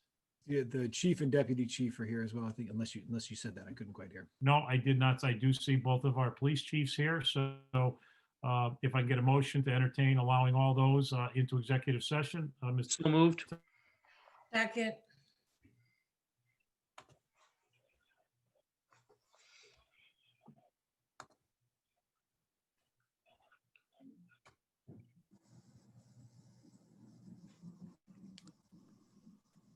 We lose Rob? Rob, you there? Yeah, we lost Rob's Yeah, he's there. video. Well, I don't see. I see, yeah, I see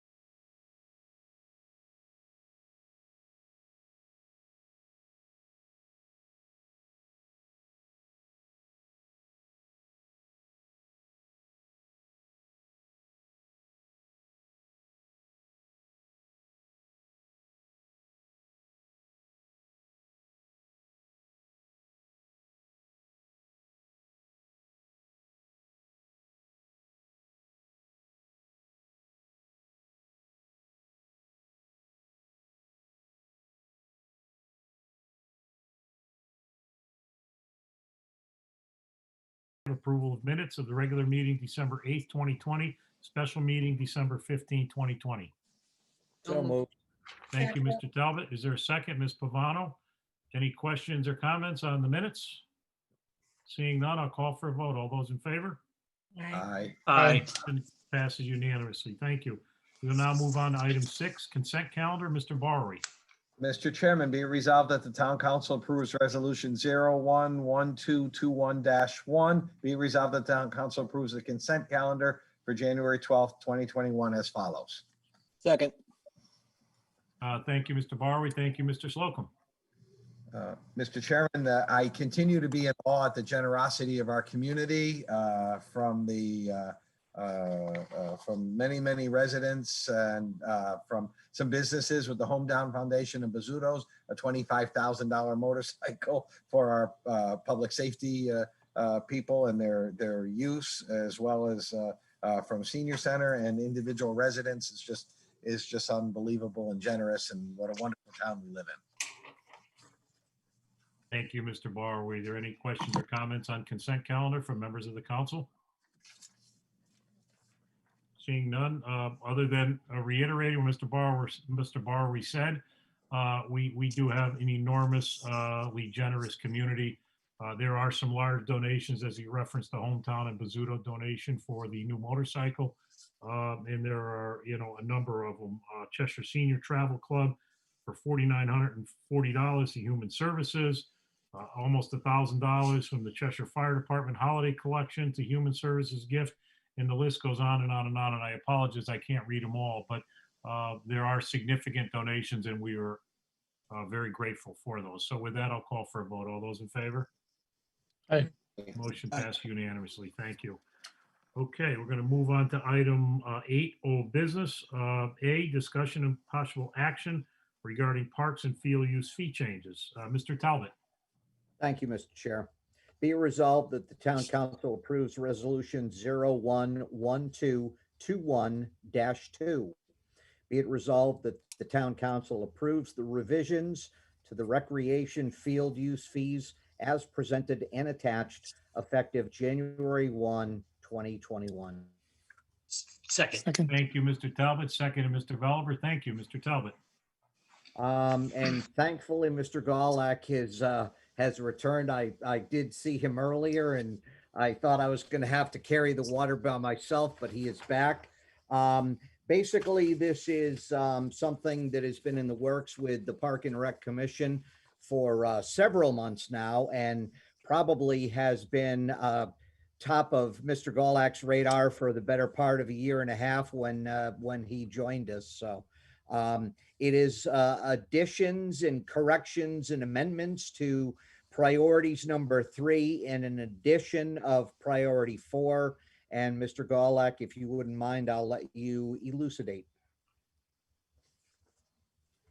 You're talking about the fees? Yes. Okay, The so, changes that were made, kind of a summary of changes. so really the only change that I was looking to make was a priority group number 4 that would just raise the field fee for commercial businesses that wanted to make use of Cheshire ball fields from $25 an hour to $75. That's basically it. And Mr. Chair, this was supported by the entire Park and Rec Commission, and certainly I'll be supporting the motion tonight. Thank you, Mr. Talbot. Thank you, Mr. Gawlak. Any questions or comments from members of the council? Mr. Bowery. Mr. Chairman, the Budget Committee did review this earlier this evening, and we supported it. But I also want to note that there was some discussion with the memo about whether this would be a separate account that some of the money might be in for the maintenance. And staff has yet to make a recommendation as to how that would be handled, and we'll know at budget time.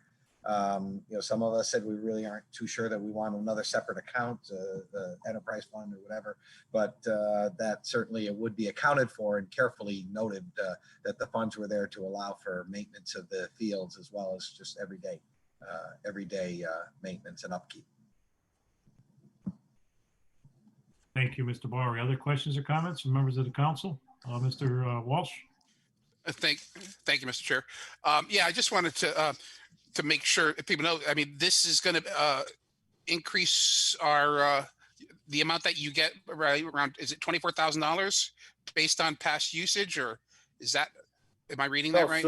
No, so that was just an example for this past summer. This past Okay. summer was a light load because we didn't start doing rentals until the end of June because of COVID. And then it was still limited after that based on what the allowances were for activities on the ball field. So that was just an example. And the request for council action and review was that we collected $8,200. That same $8,200 at $75 an hour for the fields would have been $24,000. Right. So that you're was saying just that, that example. and then that was basically a light summer because there wasn't a lot going Correct. on. So this summer Correct. it could be a lot more. So the number could be significant. Sure. Absolutely. And just so people in town know, this will not affect, the normal, CYB, CYS, or No. those kind of things. That's all the same as it was. So, and people, I just want to make sure people understand that, we're not increasing the rates for the residents in town.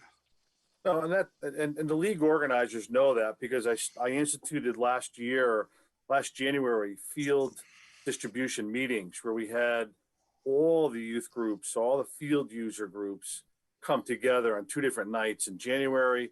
And then I did it again in July for all the fall activities. So they're aware that this is coming. They're also aware that it's not going to impact them.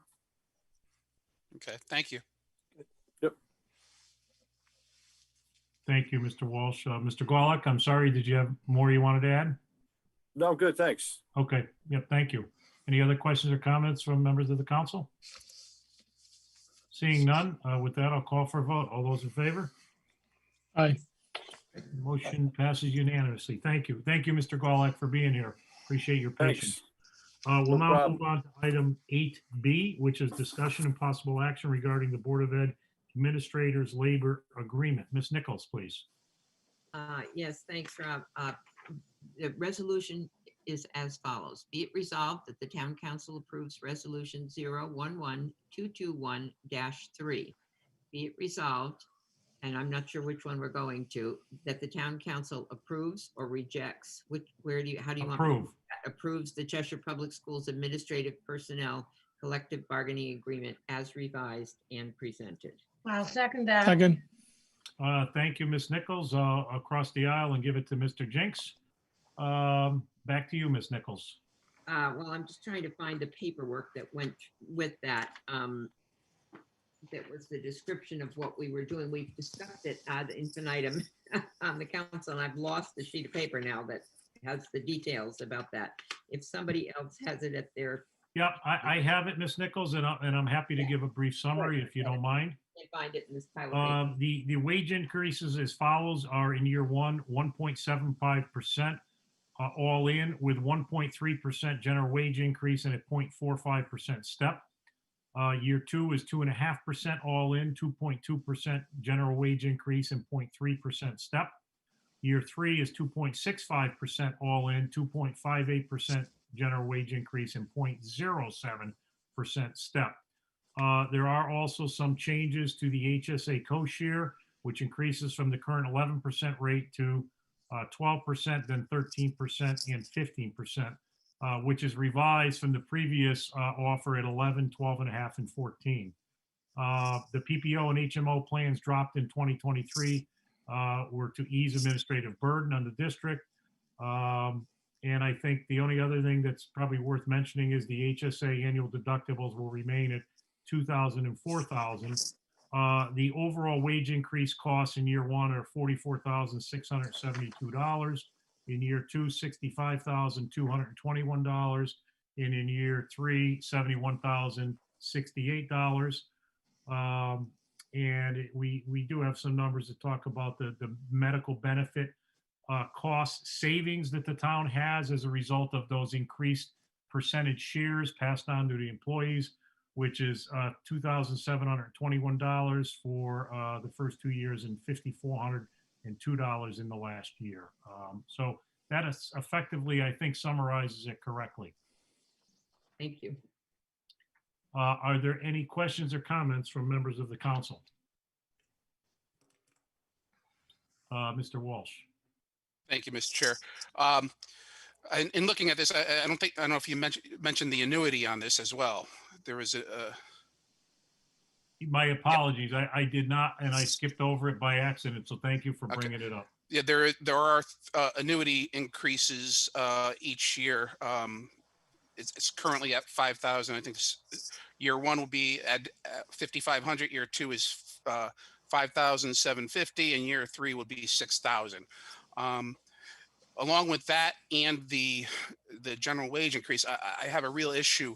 You know, there are a lot of people out of work with this pandemic. There's a lot of people hurting, and I think this is a very, very generous contract to be giving to these individuals based on what we've done in the past with other groups. And I know I'm new to this, but when I look at this contract, I feel it's a little too rich, and unfortunately, I will not be supporting it tonight. Thank you, Mr. Walsh. Any other questions or comments from members of the council? Ms. Pavano? Yes, I will be supporting this contract. We had originally rejected it and went back. The administrators did come back with some lower numbers, and I totally support this contract. Thank you. Thank you, Ms. Pavano. Any other questions or comments from members of the council? Mr. Bory? Mr. Chairman, at a previous meeting, I had voted to reject the contract and send it back, and that's what happened. They did end up negotiating, the two sides, and made some changes in the positive direction, I think, for the taxpayers of the town. Was it as far as possibly it could have gone? No, but was it further than we had gotten? Yes. And in the spirit of compromise, in the spirit of the fact that there were some adjustments made in favor of the town and in favor of the taxpayers, I will be supporting this. Thank you, Mr. Bory. Any other questions or comments from members of the council on this matter? Mr. Walsh, I feel very similar to you on this contract. I do believe that it's a bit rich in light of the times we're in and some of the other requests that we're putting on other unions as we negotiate. And I think when you look at the totality of it, it just is a bit rich for me. But I will be voting in favor of it because at the end of the day, giving the size of the union in terms of number of people, we just don't see huge benefits, in my opinion. I don't see huge benefits to push this any further into an arbitration situation.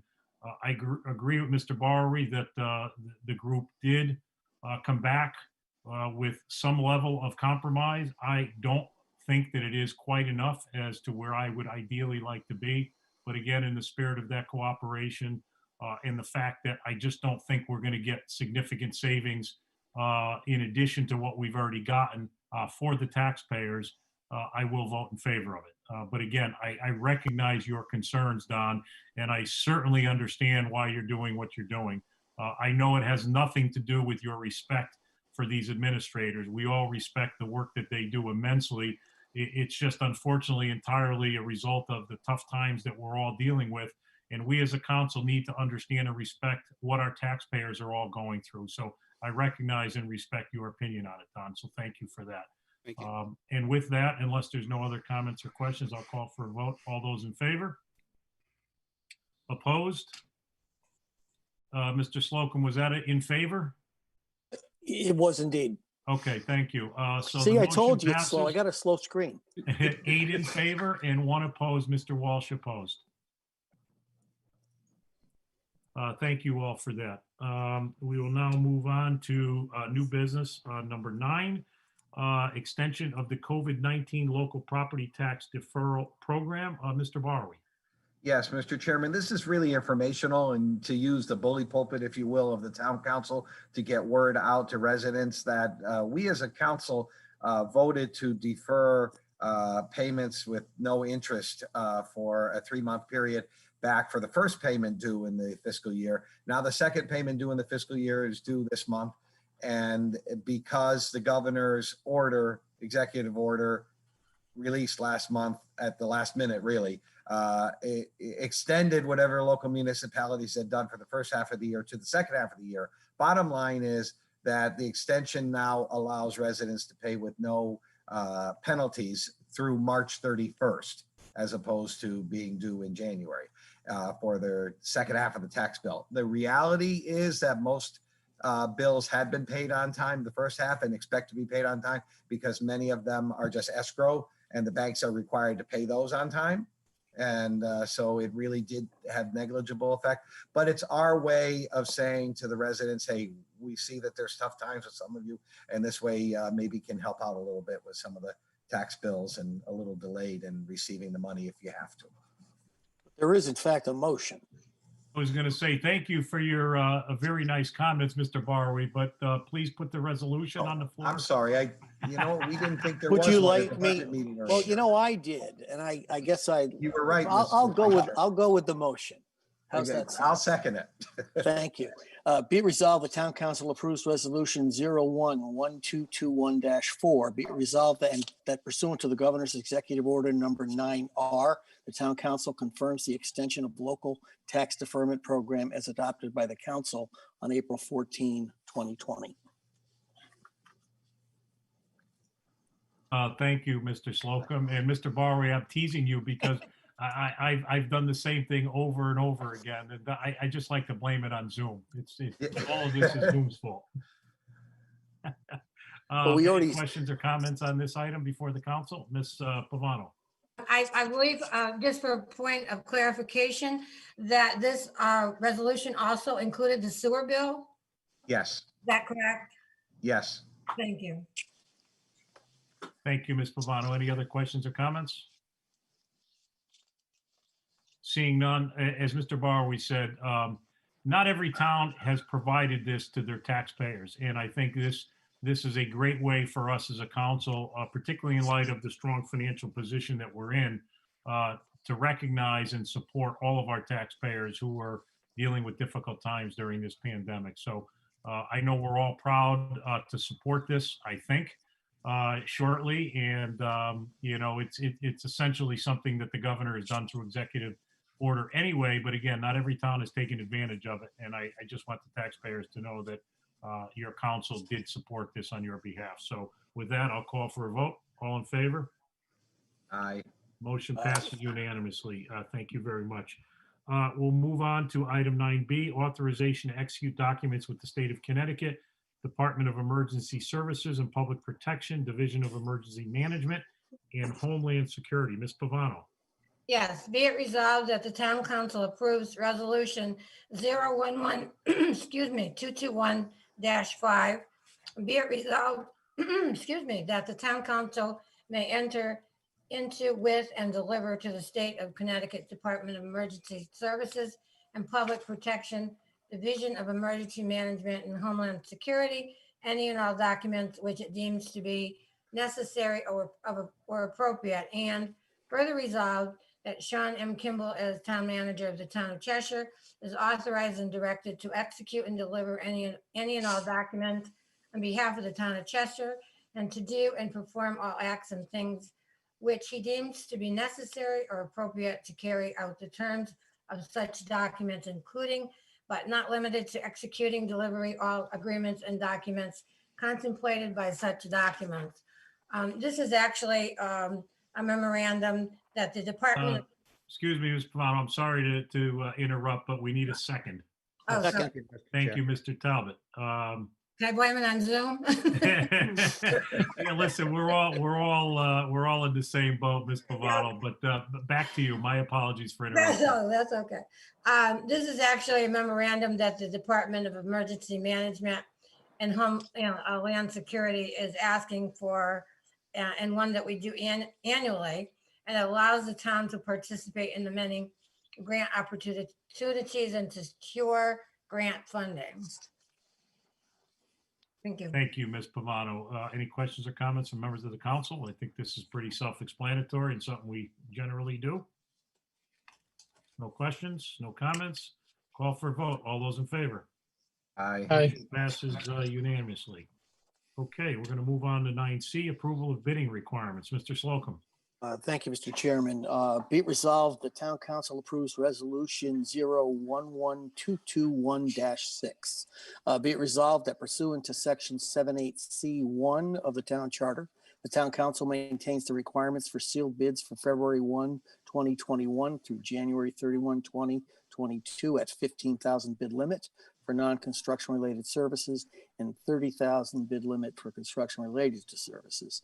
And be it further resolved that in accordance with section 78C9 and section 78C10 of the town charter, the town council authorizes the town manager, his designee, and the Cheshire Public Schools to purchase goods or services for the town without bids through the State of Connecticut Department of Administrative Services and through or in conjunction with other municipalities, qualified bids, RFPs, and regional and federal government purchasing entities, including but not limited to the following. There's a broad list here. I'm happy to read it. Or if you're happy to read it, that's okay too. I don't think you need to, but it's Second. it's certainly your prerogative. We got a second from Mr. Barr. We thank you. Back to you, Mr. Slocum. The bottom line here, guys, is that we did up the limits last year. They are sustained with this motion this year. So we're at 15 and 30 as we were last year when we did raise it. And there are no entity changes included in the resolution, but I guess that could change with a request to the council. That's the bottom line. We do this every year by our charter requirement. Thank you very much, Mr. Slocum. Questions or comments? Seeing none, call for a vote. All those in favor? Aye. Thank you, Mr. Slocum. We'll move on to 9D, conflict of interest notification and disclosures. Again, kind of a housekeeping item we do once a year. Under section 9-3, conflicts of interest of the town charter, and section 10-1, conflicts of interest and standards of conduct of the code of ordinance requires that all town appointed and elected officials disclose any potential conflict of interest annually. The code further requires that the town manager shall cause a copy of this section to be distributed to all public officers and employees of the town within 30 days after enactment. And each public officer and employee elected, appointed, or engaged shall be furnished a copy before entering into their duties or employment. And obviously it goes on from there.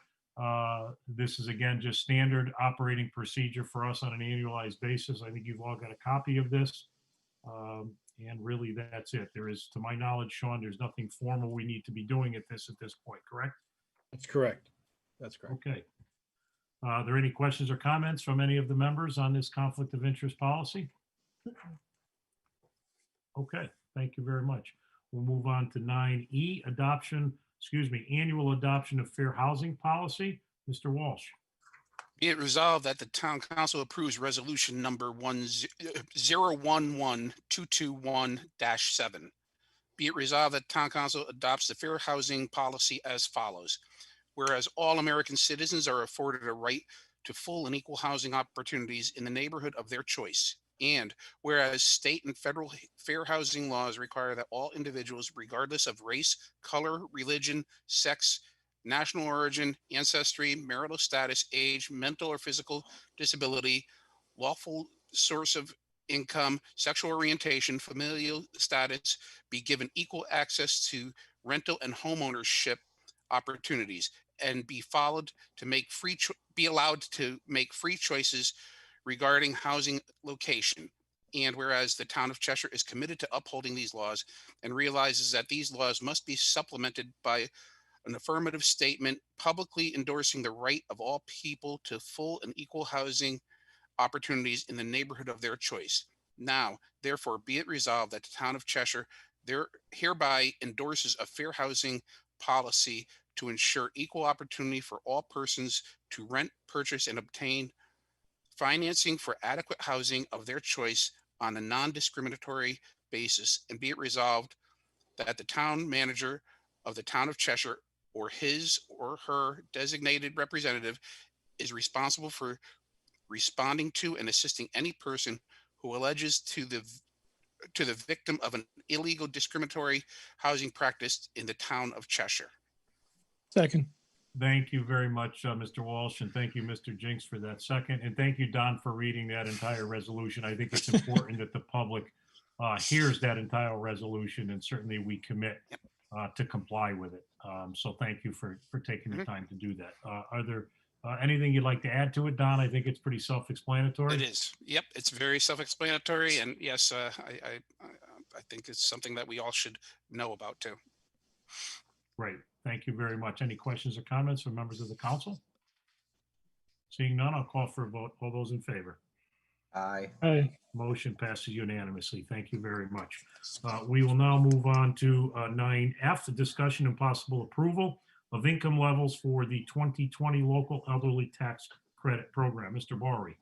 Mr. Chairman, the Budget Committee met earlier and unanimously recommends the following motion. Be it resolved that the Town Council approves Resolution 011221-8. Be it resolved that the Town Council makes the following changes to the property tax relief qualifying incomes in the ordinance section 17-6A2 and 17-6A3 for the 2020 grand list as follows. And unlike Mr. Walsh, I will not read each of these. I'm not as generous as him. Second. Thank you, Mr. Jakes. I'll go back to you, Mr. Bory.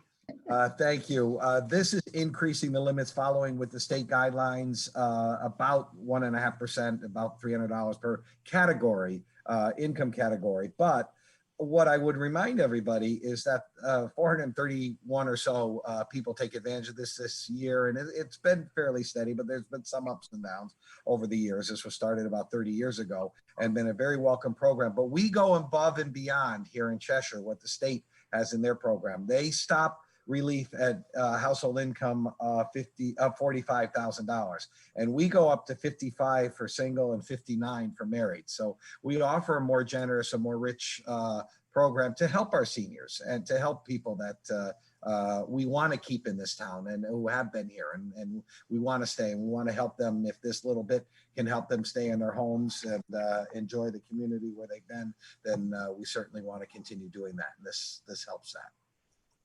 Thank you very much, Mr. Bory, and I certainly agree with you wholeheartedly. Any questions or comments from members of the council?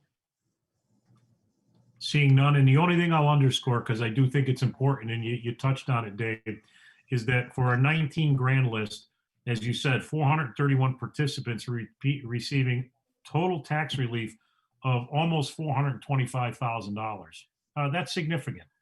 And in addition, the local freeze program under section 17-15 of our local ordinance provided another $43,000 of tax relief. So it is significant. We do the best we can to make sure we keep this community affordable for everyone, especially our seniors who have given back for so many years that want to continue to live and prosper in this great community. So we're doing the best we can to provide this relief. So unless there's any other questions or comments, I'll call for a vote. All those in favor? Aye. Aye. Motion passes unanimously. Thank you. We'll move on to 9G, discussion and possible approval of extension of bid award for vendor for equipment for summer concerts due to cancellation of the 2020 events. Mr. Veliver. Thank you, Mr. Chairman. Be it resolved, the Town Council approves Resolution 011221-9, whereas Power Station was awarded a bid for equipment for the summer concert series for summer 2020, and whereas the concert series was never held due to COVID-19, and whereas Power Station has agreed to hold the price constant for the 2021 events, therefore be it resolved, the Town Council approves the extension of a bid award for equipment for the summer concert series to Power Station. Second. Thank you, Mr. Veliver. My apologies. I did not see who seconded it. Either Ms. Nichols, thank you. Back to you, Mr. Veliver. Thank you very much.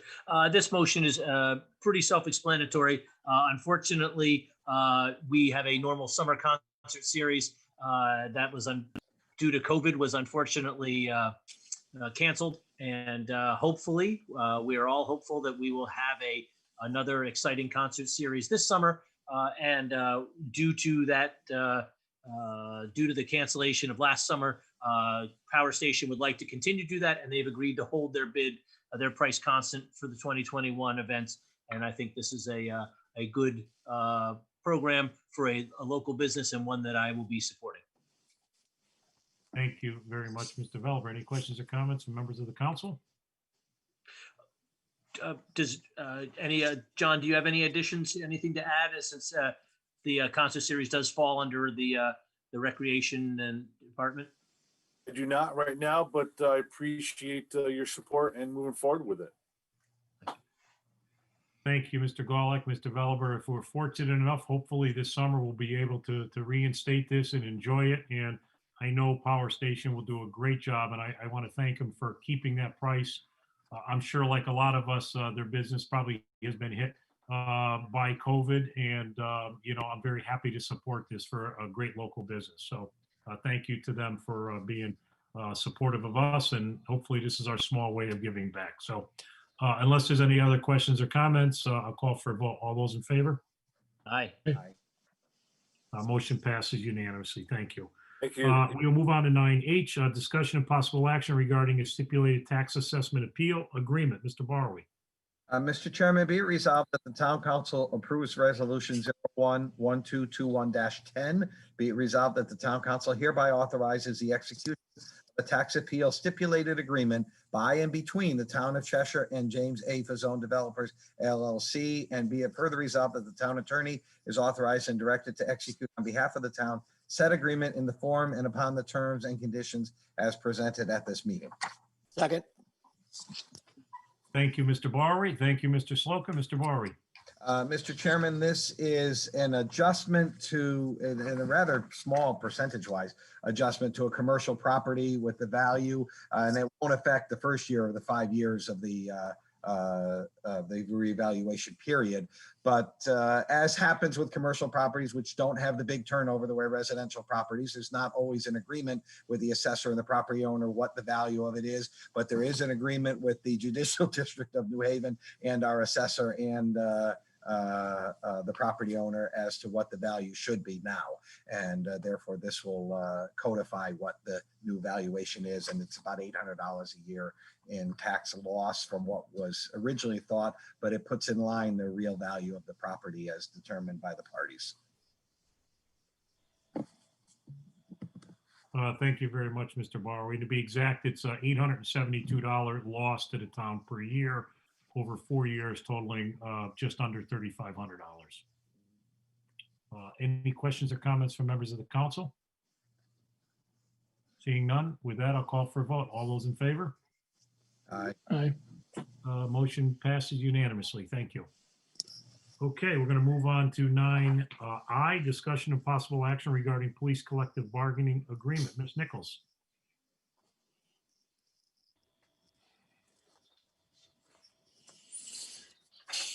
You're on mute. I muted you so my dogs wouldn't be in the way, right? Be it resolved that the town council approves resolution 01-1221-11. Be it resolved that the town council approves the agreement between the town of Cheshire and the Cheshire Police Union for the term July 1, 2020 to June 30, 2024 as presented. Second. Second. Thank you, Ms. Nichols, seconded by Mr. Veliver. Ms. Nichols, back to you. All right.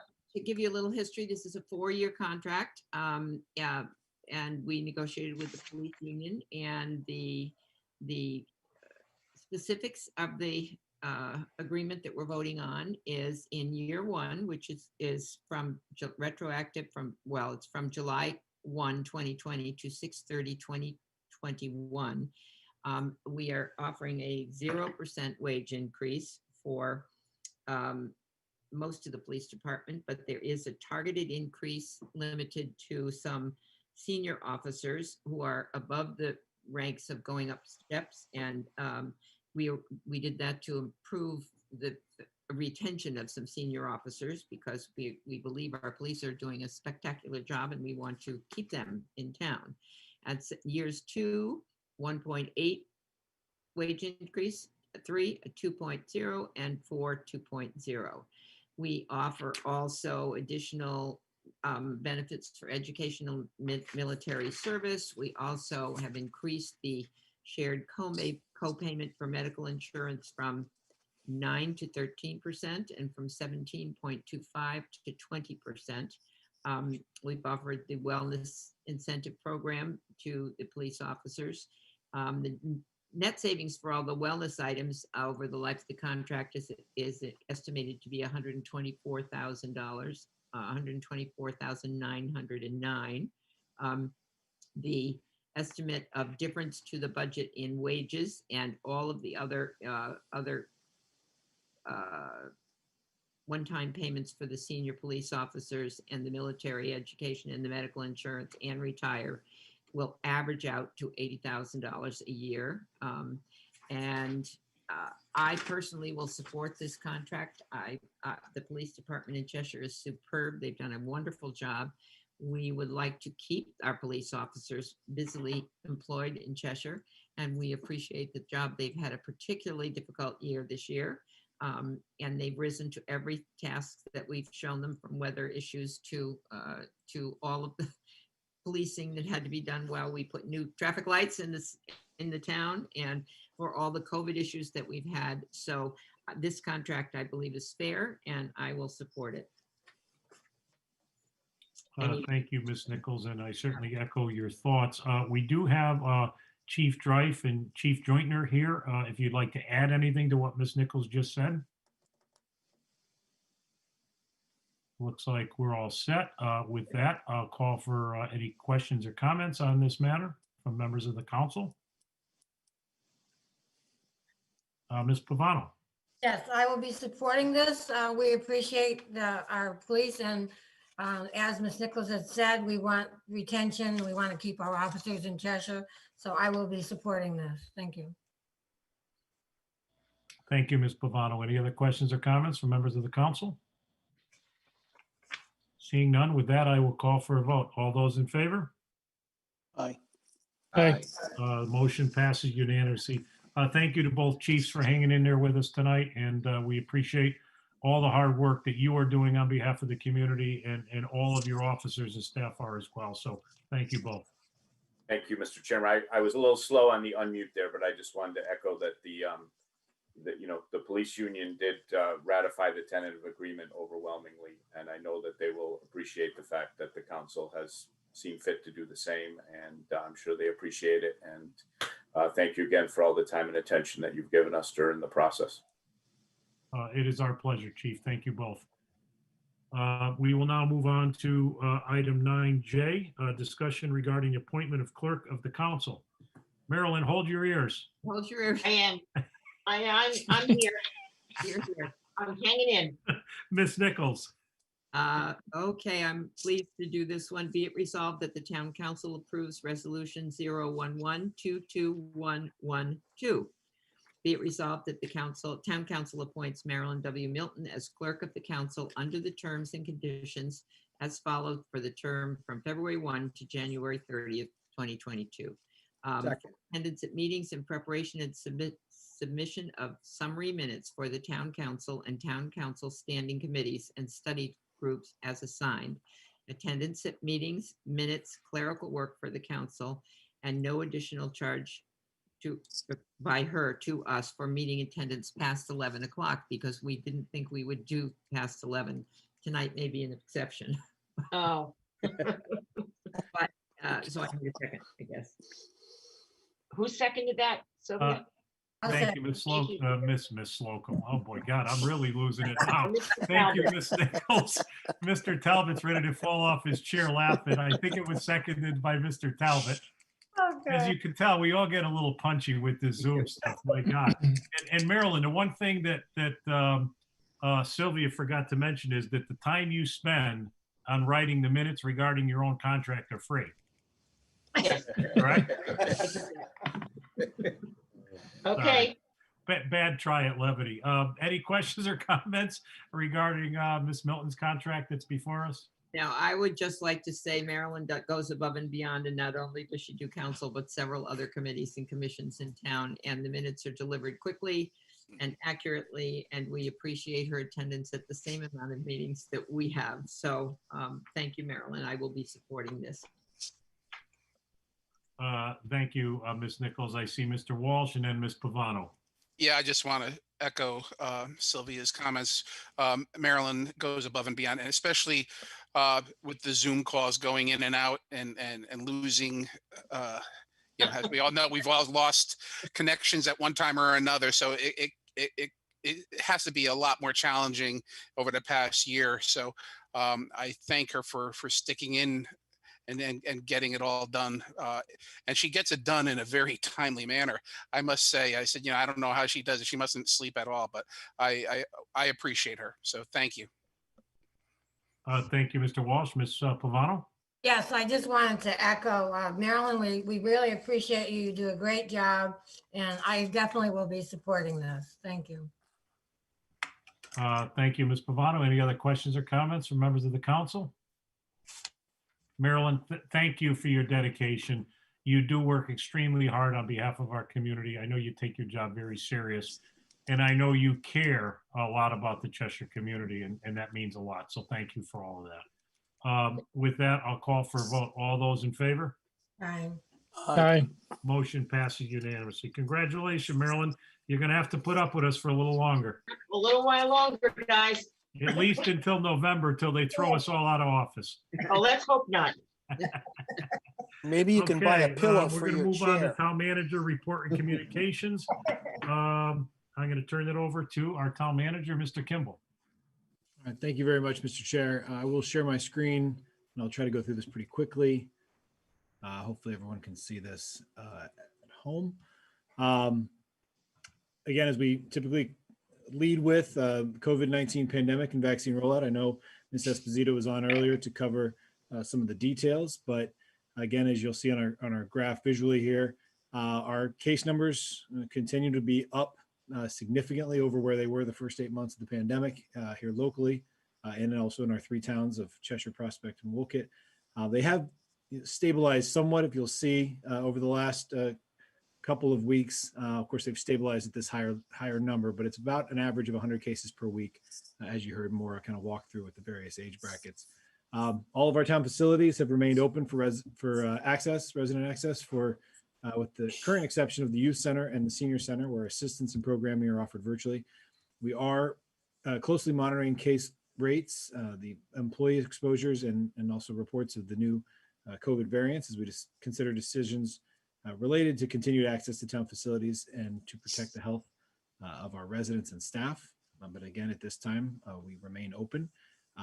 Once again, we will continue to stress to our residents and our employees that it's imperative we rethink our daily activities and we shrink our social circles, avoiding groups and gatherings. Private gatherings, as Maura said, continue to be the primary confirmed sources of spread. As always, please remember to wear your mask, wash your hands, and keep your distance from non-family members. Cheshire, as Maura walked through again, has been hosting the Chesprocott Regional Vaccine Clinics for Phase 1A at the community pool. The third event will be held tomorrow from 9 a.m. to 12 p.m. Eligible residents should make sure they've contacted their employer to make sure they have submitted and uploaded into the VAM system in order to make an appointment at the Chesprocott Clinic or any other clinic in our area. And again, as most are aware, information related to the next phase and eligibility of older residents continues to change by the day and hour. The state has announced that residents age 75 and older will be eligible beginning next week, we believe, and they should expect to be contacted, at least according to the governor's press conference, by their primary care provider or hospitals in the coming weeks, possibly as soon as Thursday. We expect additional residents will be eligible to register and receive the vaccine in the very near future. It's the most wonderful time of the year. Next to the Christmas season, we have the development of the fiscal 22 town operating budget. We are in the process here on the staff side. Budget requests from departments are due to my office this Friday, January 15th. I'll be starting my department head meetings, budget meetings over the following weeks. And just a reminder, the deadline for the transmittal of the recommended budget to the town council for consideration is Wednesday, March 10th. This year, the General Assembly convened last week, January 6th, and we will be closely monitoring any information related to the state budget and evaluating the impact, as we do every year, on Cheshire. This is a long session year in the state legislature, so the final adopted budget is expected to be near the close of session which is Wednesday, June 9th. The deadline for the Cheshire Town Council budget adoption is April 30th. Human services offerings, just a couple of important offerings. There is a Narcan and suicide prevention training offered free of charge January 26th and January 29th.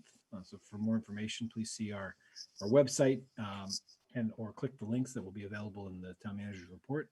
Also, it's not noted here, but I just wanted to point out too, Human Services is also offering virtual support groups for young people beginning January 19th. There's one group for high school students that will be offered on Tuesdays and Thursdays, and there's also another group for middle school students offered on Tuesdays and Thursdays from 5:30 to 6:30 p.m.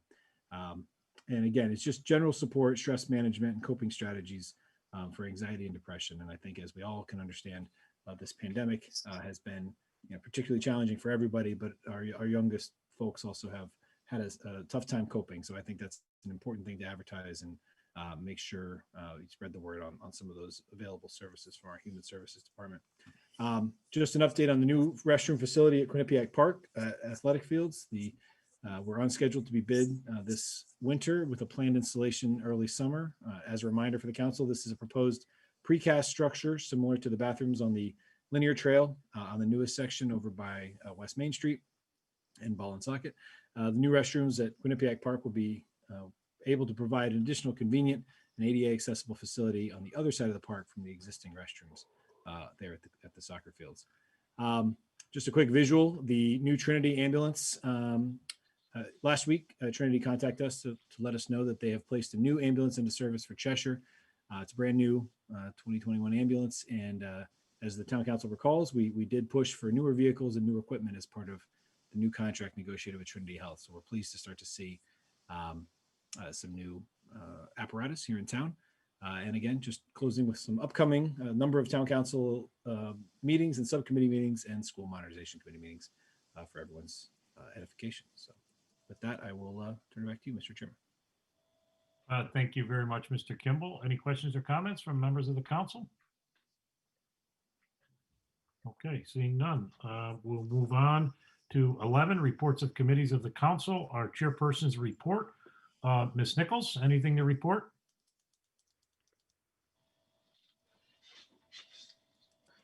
Ms. Nichols, you're muted.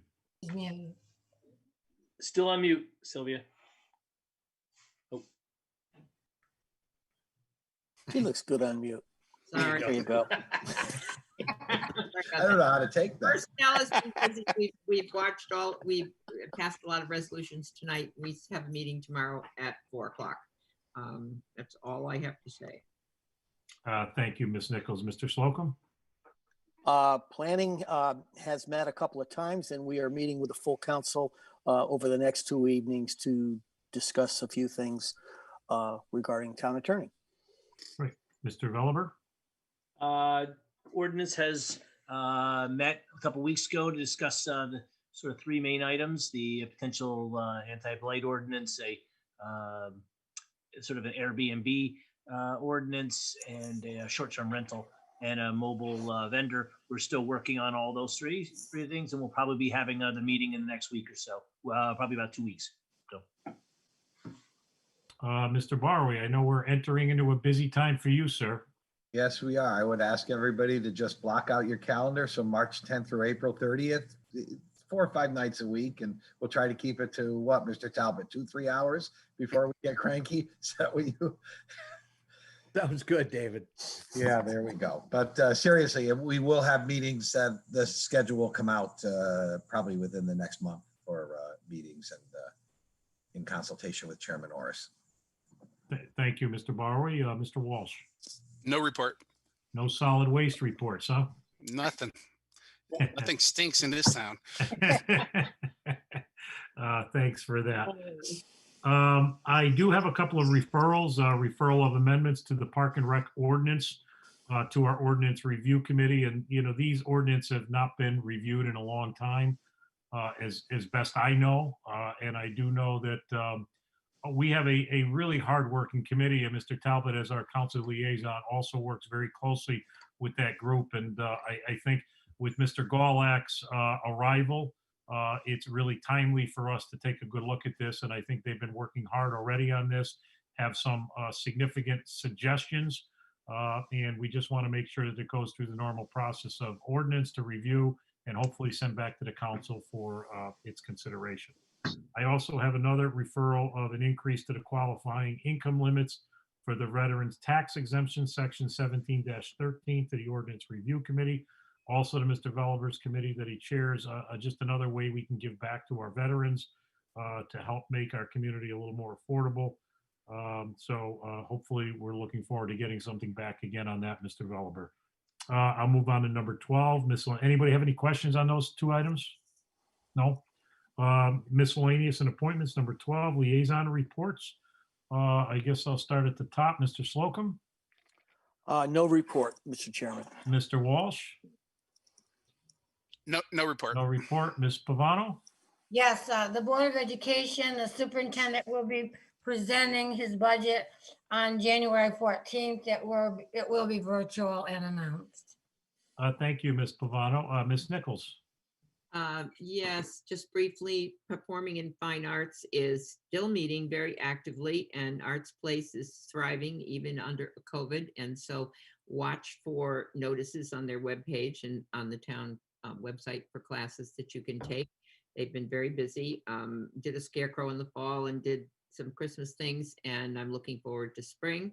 Library is also adjusting beautifully to COVID and sponsoring some wonderful programs.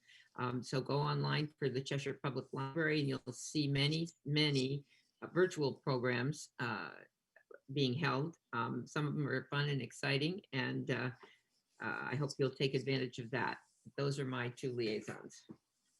thank you, Ms. Nichols. Mr. Veliver, No report. thank you, Mr. Veliver. Mr. Jenks, Yeah, thank you, Mr. Chairman. So public safety, some of you guys maybe know by now, Frank Lohman was elected the new chairman of that commission. So that happened last, I think at the past December meeting, or maybe it's early January. I'm forgetting the dates now, but so I expect, that it's going to breathe some new life into that commission, and we'll have more to talk about going forward. The beautification committee, we just met again last week. We went over the landscape plan for the Starbucks project going in on South Main Street, which looked very nice. So they approved that plan, and that was the extent of the business at that meeting. thank you very much, Mr. Jenks. And last but not least, Mr. Talbot. No report, Mr. Chair. Thank you, Mr. Talbot. With that, we're going to Mr. move on Chairman? to appointments to boards and Mr. commissions. Chairman? Oh, geez, Mr. Barry, my apologies. I was That's all going right. down the list and for whatever reason I missed you. My apologies, Mr. Barry. That's all right. I would be remiss if I did not do my duty and inform the council that the Economic Development Commission had a very esteemed member of the community come and speak to them and give them an update on internet connectivity and how that is working to increase with people working. Please tell us it's Mr. Talbot. It was indeed. It was indeed. And he gave a good explanation and people understood and how they are addressing the needs as if noted to them to increase capacity to the homes if needed. And that way people know that they can talk to Cox Communication, who is our vendor for the area, and let them know if they have some problems and they have a way to increase the I don't know, what would you call it? The ability to increase the signal to the house so that they have strength. That was a very technical explanation, Mr. Barry.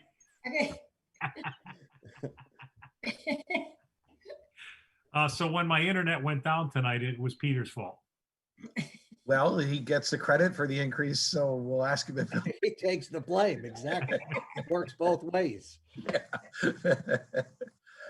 I gotta have a little laugh tonight. What the heck? You're all set, Mr. Barry? Thank you, and my apologies for missing All you. right. Now we'll move on to 12B, appointments to boards and commissions. And I think, Ms. Nichols, you've got a lot. I don't know about you, Mr. Talbot, but I'll start with Ms. Nichols. Thank you. I do have a lot, and I tried to group them for expediency's sake. So I'm going to start with 3 appointments that all have the same term of office from January 1st this year to January 31st of 2023. They are all Republicans, so I'm just going to read the names and the committee. We'd like to appoint Jessica Fisher to beautification, Joel Holstein to Prison Advisory Commission, and they're all renominations. These are people who have served on the committees already, and they're just re-signing up. And the next one is Eric Gunther for Youth and Human Services, also a renomination. So those all expire in 2023. Now, the rest of these renominations all expire. They begin in this January and they expire on 1/31/2025. They're all Republicans and they're all renominations, so it should be pretty easy. Diane Waldron to the Public Building Commission. David Gavin to the Energy Commission. Frank Lohman to the Public Safety Commission. Good thing we renominated him since he's here. Right. Mike Evans to the Retirement Board. Richard Clavet to Public Building Commission. Rich O'Gurk to Energy. Donald Dobbs to Economic Development. David Brzezowski to Inland Wetlands. And George Romania to which one? Energy. So those all expire, their 4-year terms expire in 2024. The next ones are also renominations. They all expire in 2025. And I will read the names. Again, Republicans, all again renominations. Jill Viega, Performing and Fine Arts. George Polish, Historic District Committee. Hold on, there's too many pages there, sticking together. Joyce Carclell to the Performing and Fine Arts Committee. Donna Lodinsky, also Performing and Fine Arts. Steve Carroll to the Water Pollution Authority, and those are all renominations to expire January 31st, 2025. And 2 new appointments that are filling vacancies.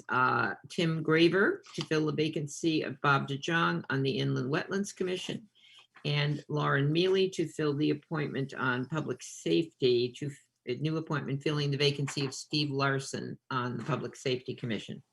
And that's my list for today. Thank you, Ms. Nichols. Mr. Chair, I'm happy to second all of those and add one of my own, if I may. Absolutely, and thank you, Appointment Mr. of Talbot. Fiona Pearson to the Parks and Recreation Commission. This is a new appointment to fill the vacancy of Dan Nowak. The term of office is from 1/12/21 to 1/31/25, and Ms. Pearson is a Democrat. Thank you, Mr. Talbot, and Ms. Nichols, thank you for that second. Are there any questions or comments on all of these appointments? Seeing none, I just want to again reach out and thank the community for their volunteerism. That's how our government works. That's how our town works. And without all of these volunteers, we would not have the great community that we have. I also want to just reach out and thank all of those who are leaving these committees but have given many years of service. I thank you all for your service to this community. We're certainly better for it. So thank you to everyone. And with that, if there's no other questions or comments on these appointments, I'll call for a vote. All those in favor? Aye. Aye. Thank you. Motion passes unanimously. We'll now move on to item 13, which is the Town Attorney Report and Communications. Town Attorney Smith is here, I believe. Yes, and there's no report. Thank you, Attorney Smith. Council Communications, as I said earlier, and Ms. Talbot reiterated, we did get a number of letters to the council today expressing concern again over the incident in Washington, D.C. I think we've addressed it. And I don't know if there's any other letters to any members of the council that you would like to bring forward at this point. Seeing none, and with that, the only thing left to do is to ask for a motion to adjourn. Motion to adjourn. Thank you, Mr. Second. Walsh. Second by Mr. Jinks. All in favor? Aye. Motion passed unanimously. Thank you all. Good night to everyone, and appreciate everybody's hard work tonight and patience with a long meeting. Good night, everyone. Mr. Chairman, thank you all for letting my daughter sit in on the meeting at the beginning. She's a classmate of Olivia, the woman, the fourth grader who won the award, and so she was excited to see that her classmate won that, so she wanted to sit in on the presentation. So, No, that was great, That was Dave. great. I'm glad you did it. It was great to see Always her. welcome. So, yeah, absolutely. Good. Arnett? All right. If nothing else, then good night, everybody. We'll see you all night. soon. See you all tomorrow night at 6. Good All night. right, yes. Tomorrow. Yes, I heard you, Sylvia. Yeah, I will